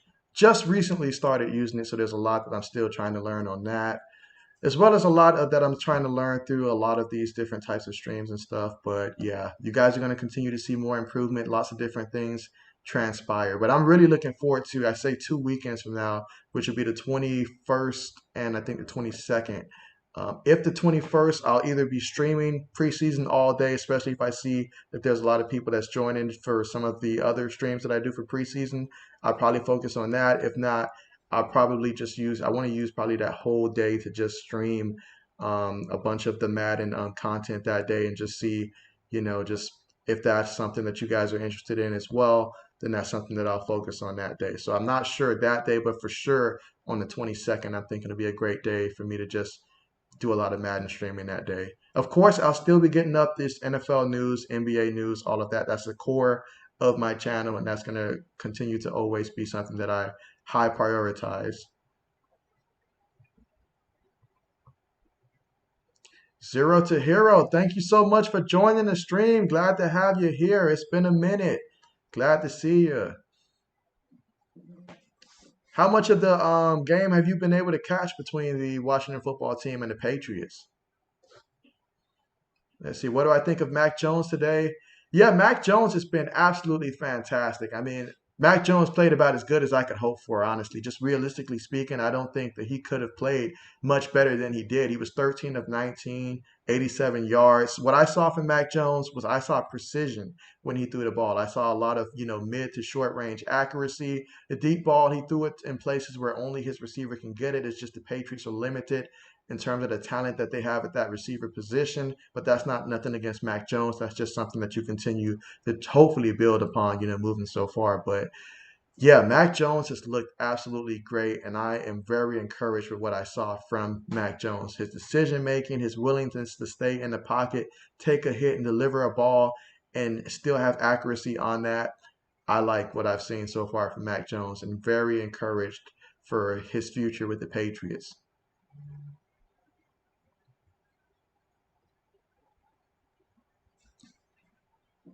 Let's see. But yeah, I mean, one thing I will say though, when it comes to just what I've noticed from the Patriots and their pass blocking, that's certainly something that they're going to have to keep an eye on this season. I mean, you can't be. I saw a couple times here where guys are just getting beat. Even the double team isn't working, and so you cannot have that, especially regardless of who you have at quarterback. But you just cannot have that happen. And then from that, other than that, the receivers cannot be dropping passes that they should make. Obviously, you're not going to get them all, but yeah. Let's see, Zero to Hero. You say what I stated earlier about these rookie quarterbacks are looking extremely promising. I personally am looking forward to Saturday when the Bears play and being able to see Justin Fields line up back there and sling it. That's going to be fun to watch because I'm hearing so much positive stuff from him. And so, really looking forward to seeing how he's going to look, as well as Trey Lance as well. I'm hearing some great stuff from all of them. Now, quarterbacks that I'm not hearing that I'm a little concerned about so far, if I had to say anyone, maybe Trevor Lawrence, perhaps. I'm hearing that, I mean, I heard that he had a off practice, which is okay for a rookie. Then he bounced back with a strong one, but he's still, competing for that quarterback spot for some reason, rather than them just, giving it to him and just, build around him. It's still the quarterback competition. So we'll continue to monitor that situation. Zach Wilson being with the Jets, it can become a long season for him. So I wonder, do they have enough support for him? But we'll see how that plays out. And King, I appreciate you. I really do appreciate the follow on Twitch. That's definitely something that I just, started doing this week. I've been prepping, trying to learn and figure out the language of Twitch. I know Twitch is a different animal, honestly, when it comes to just how things work, but I've been trying to do some research and I was like, you know what? Let's just go ahead, get started, and I'll learn on the fly. That's how I learned a lot of things by doing. So appreciate you for the follow there.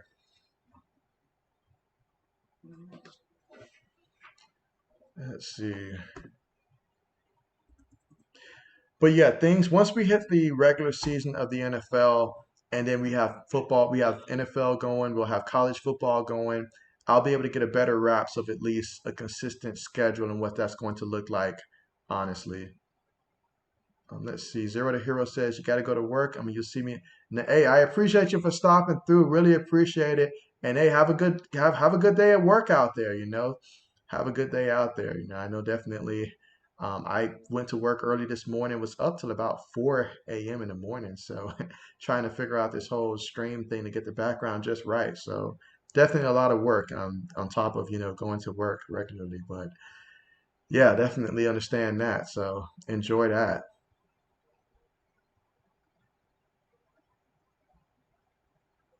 But yeah, I saw a lot of good stuff out there. The only thing I guess is just for when it came to Washington, just to put some shine on them. Montez, he was 14 of 21. That interception that happened, not going to say that was entirely on him, but he did kind of throw it up there a little too high, I guess you can say, so that the ball placement could have been better for sure. But yeah, you gotta like what you've seen so far from Washington and their quarterback situation. The short passes that we get to see from Fitzpatrick, those were encouraging. He looked like he had control of the offense, and you can tell if Fitzpatrick would have stayed in the whole game, he was ready to go out there and really just ball. Let's see. Appreciate that, King. The background is fire, bro. Hey, I appreciate that. Yeah, definitely. What I'm gonna try to do is just, whatever game is playing that day, I'll try to make it to where it's the home team. I'll try to do something for the home team, so therefore we'll know which team's at home. Now, I will say this though, if the Patriots are playing on the road, I don't know. It's depending on how I'm feeling that day. I may still put the Patriots up there anyways. Can't help it. It's the Patriot in me. But aside from that, every other game that we see, I'll try to make it the home team be in my background. So there you go. But there's a lot of things that I still got to learn because I want to find out a different way while using this system right here to have you guys comments come up like it was on the previous thing that I was using.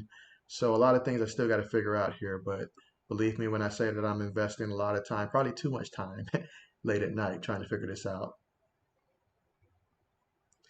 And by the way, King, your boys are at the goal line right now. I mean, this game may not be over. It's just 8 points right now, and I know that it seems like it's over, but I'm not sure that I feel like the NFL did some type of rule change when it came to preseason. I'm not sure if they made any changes in terms of like overtime and how that works in the preseason.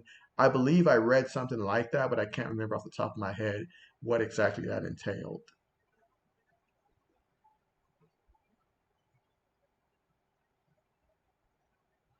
Yep, but we've got a minute and 34 seconds remaining, and right now this goal line defense is going to have to make a stand. Or will Montez be able to lead his team in the end zone for a touchdown? King says that we could probably win this. Yeah, it's probable. It is probable. Oh, and that's in the end zone. That's a touchdown. That's a touchdown right there, and that's a big touchdown pass right there for Montez. That's going to make him feel real good after the day that he's had so far. He had that one interception earlier, but this is a great way to follow that up with a touchdown right there. I thought he was about to run out of bounds when I saw that he started slowing down. I was like, yeah, he's not going to try to run it. But he made the right decision. He got it in there for the touchdown. And Miller was the recipient of that reception,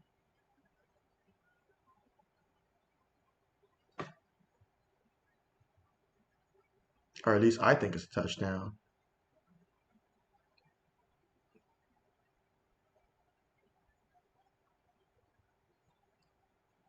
All right, so they're going to go for two. Now, this is where what Bill Belichick's really paying attention to. Situational football, a great time for them to go out there and work on all some stuff they've been working on in practice in terms of stopping that goal line offense. Let's see, the snap's good. Throws it up there, and it is a catch. Nice adjustment to that pass right there for the 2 point conversion. And hey, we're all tied up. We are all tied up. And that is what Gandy Golden with the reception. Okay, so that was a big time catch right there. Way to get like break off right when the ball was right in the area where only he can go for it. And so excellent play call, excellent throw, nice execution. And so yeah, something to definitely be fired up about if you're rooting for Washington. Yeah, but a nice little highlight right there for Montez. Definitely going to make a strong case for him for any team that's out there watching.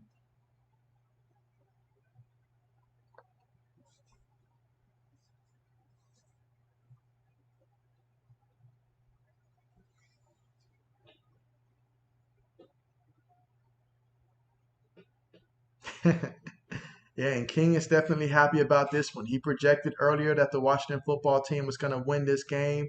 We thought it was over. I don't know why it just felt like, honestly, because, like, I guess the vibes that they were showing, it felt like it was over, but I was like, it's still not over. Like it dawned on me. It's like this is still an 8 point game, despite the fact that everybody's walking around like it's done. That missed extra point, that's big right there. This game would probably be over if it wasn't. And you look at that replay system that they're showing, that's a catch right there. It's the preseason, so we're not going to stress it too much.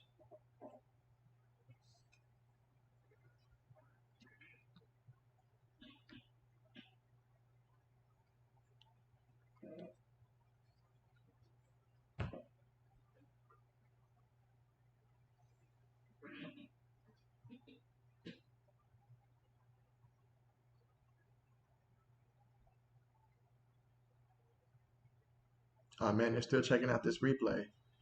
I mean, I personally thought it was a catch, or at least I don't see enough evidence to overturn it. But let's see the slowed down version here. He's got both knees in before it. It looks like it's before it goes out. Oh, is that the ball out? Oh, I wasn't even paying attention to the ball, y'all. That was okay. Yeah, that's an incompletion, I would think.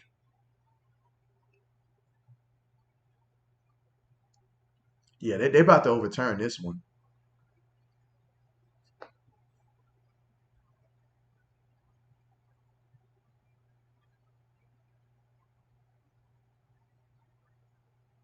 Oh, take the points off the board.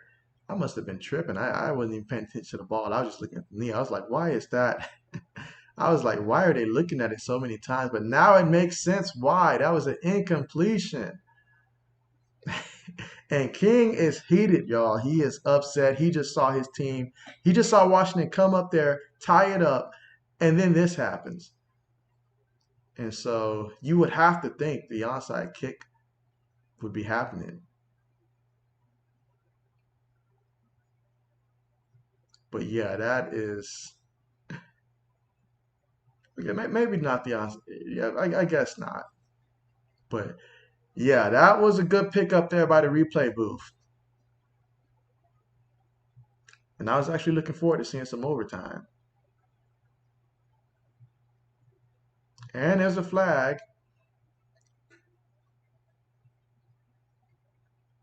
Taylor's been getting a lot of work tonight, whether we're talking about special teams, out the backfield as a pass catcher, or even just running the ball. Taylor's been getting a lot of work tonight in this preseason. He's definitely got a lot of value, I will say that.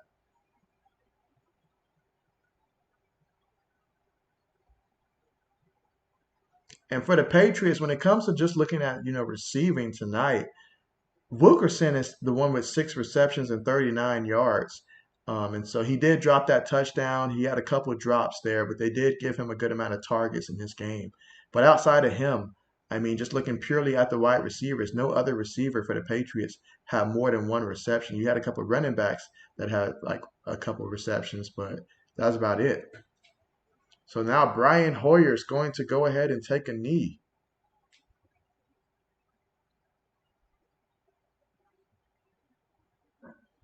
Let's see. Old Man Mob says there's no overtime in preseason, I do believe. Okay, I mentioned earlier, I know that there was a change or something to the preseason. I could not remember what the rule was, but it did, cross my mind. So, okay. So, yeah, no overtime in preseason. So yeah, they strictly want for this to be an exhibition in which we're just showcasing, a nice little scrimmage out there. But yeah, they don't want it getting long or anything like that. So I do remember the NFL did list a lot of rules and stuff like that about changes, and so the preseason did come up in terms of overtime. And Stevenson with the carry. Washington takes the timeout.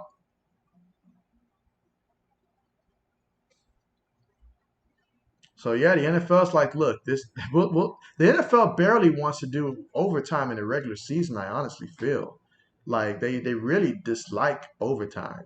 That's the reason why we don't have the overtime rules like they have in college football and stuff. And obviously, you can only have the channel but for so long in terms of like stations and stuff. But still, the NFL does not like that overtime stuff.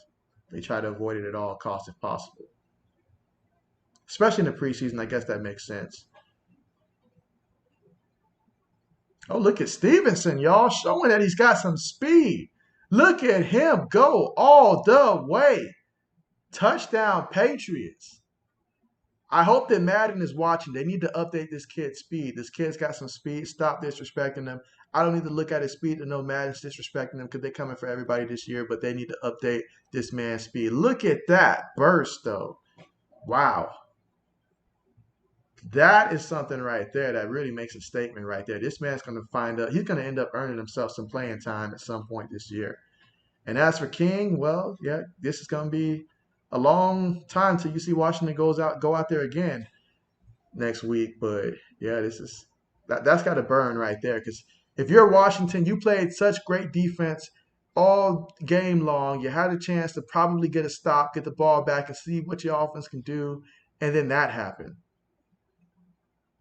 That's the old man mob with the confirmation here. Just check the replay booth, and yeah, we indeed have no overtime in preseason. Appreciate that for real right there. So yeah, so that's important to note right there. No preseason, and this is probably the one year that I do wish that we could have had preseason overtime, just in case we end up in a game where we see two teams playing each other and they have rookie quarterbacks that we get to watch that we've been waiting to see. We want to see a little bit more extra overtime probably, but I get it. I mean, they shortened the preseason for a reason. They took away overtime in the preseason. Preseason is just really just about preparing at this point. Oh yeah, yep, definitely a good game though. Good games, and absolutely.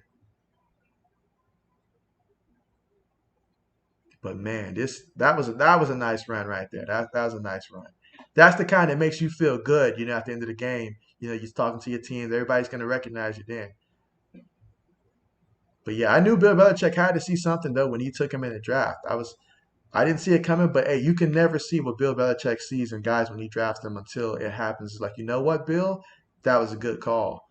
That was a good call. The only time that I remember thinking to myself, like, wow, Bill, why did you do that was back in, I think it was, oh man, it was right before the Randy Moss and Wes Welker era. And Bill Belichick ended up drafting Chad Jackson. And I was like, we should have taken one of the other receivers when we had a chance. Someone like, I think it's Antonio Holmes was on the board that year. I think he was. And so I was like, we should have went in that direction. Let's see. Old Man Mob says, I love how Cam gets so hyped and the first one there to congratulate that young man. And that's absolutely the leadership skills that he does provide. And I think what Bill Belichick loves about him so much. He's not over there sulking or jealous or anything like that. No, he's out there and he's happy for his teammates. And so that's one thing that just comes off as the leadership that he provides and the energy that he provides because he's the same way in practice. He's constantly upbeat. And I think Bill Belichick, he really likes that. Someone that, enjoys doing this. That as a coach, you want guys that enjoy playing a game, not just guys that's just like, oh, this is my job. No, this is guys that's Cam Newton's the kind of guy that's like, look, as a kid, I love playing this game and I still carry that same passion. I still enjoy doing what I do. We get to get another look here from Montez and the Washington offense, but I see that they're going to run the ball. And I guess the Washington coaches have decided that they have seen enough and they just want to go ahead and get to the locker room so they can make some cuts. And that's the part about preseason, honestly. You're going to see guys getting cut. Guys understand. Someone understands that they missed their gap, their assignment on defense for Washington on that play. And so that someone, unfortunately, this may be enough to cost them their position on the team. But, people are going to get cut.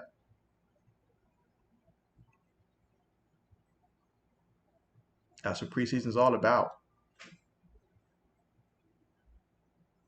Another running play here.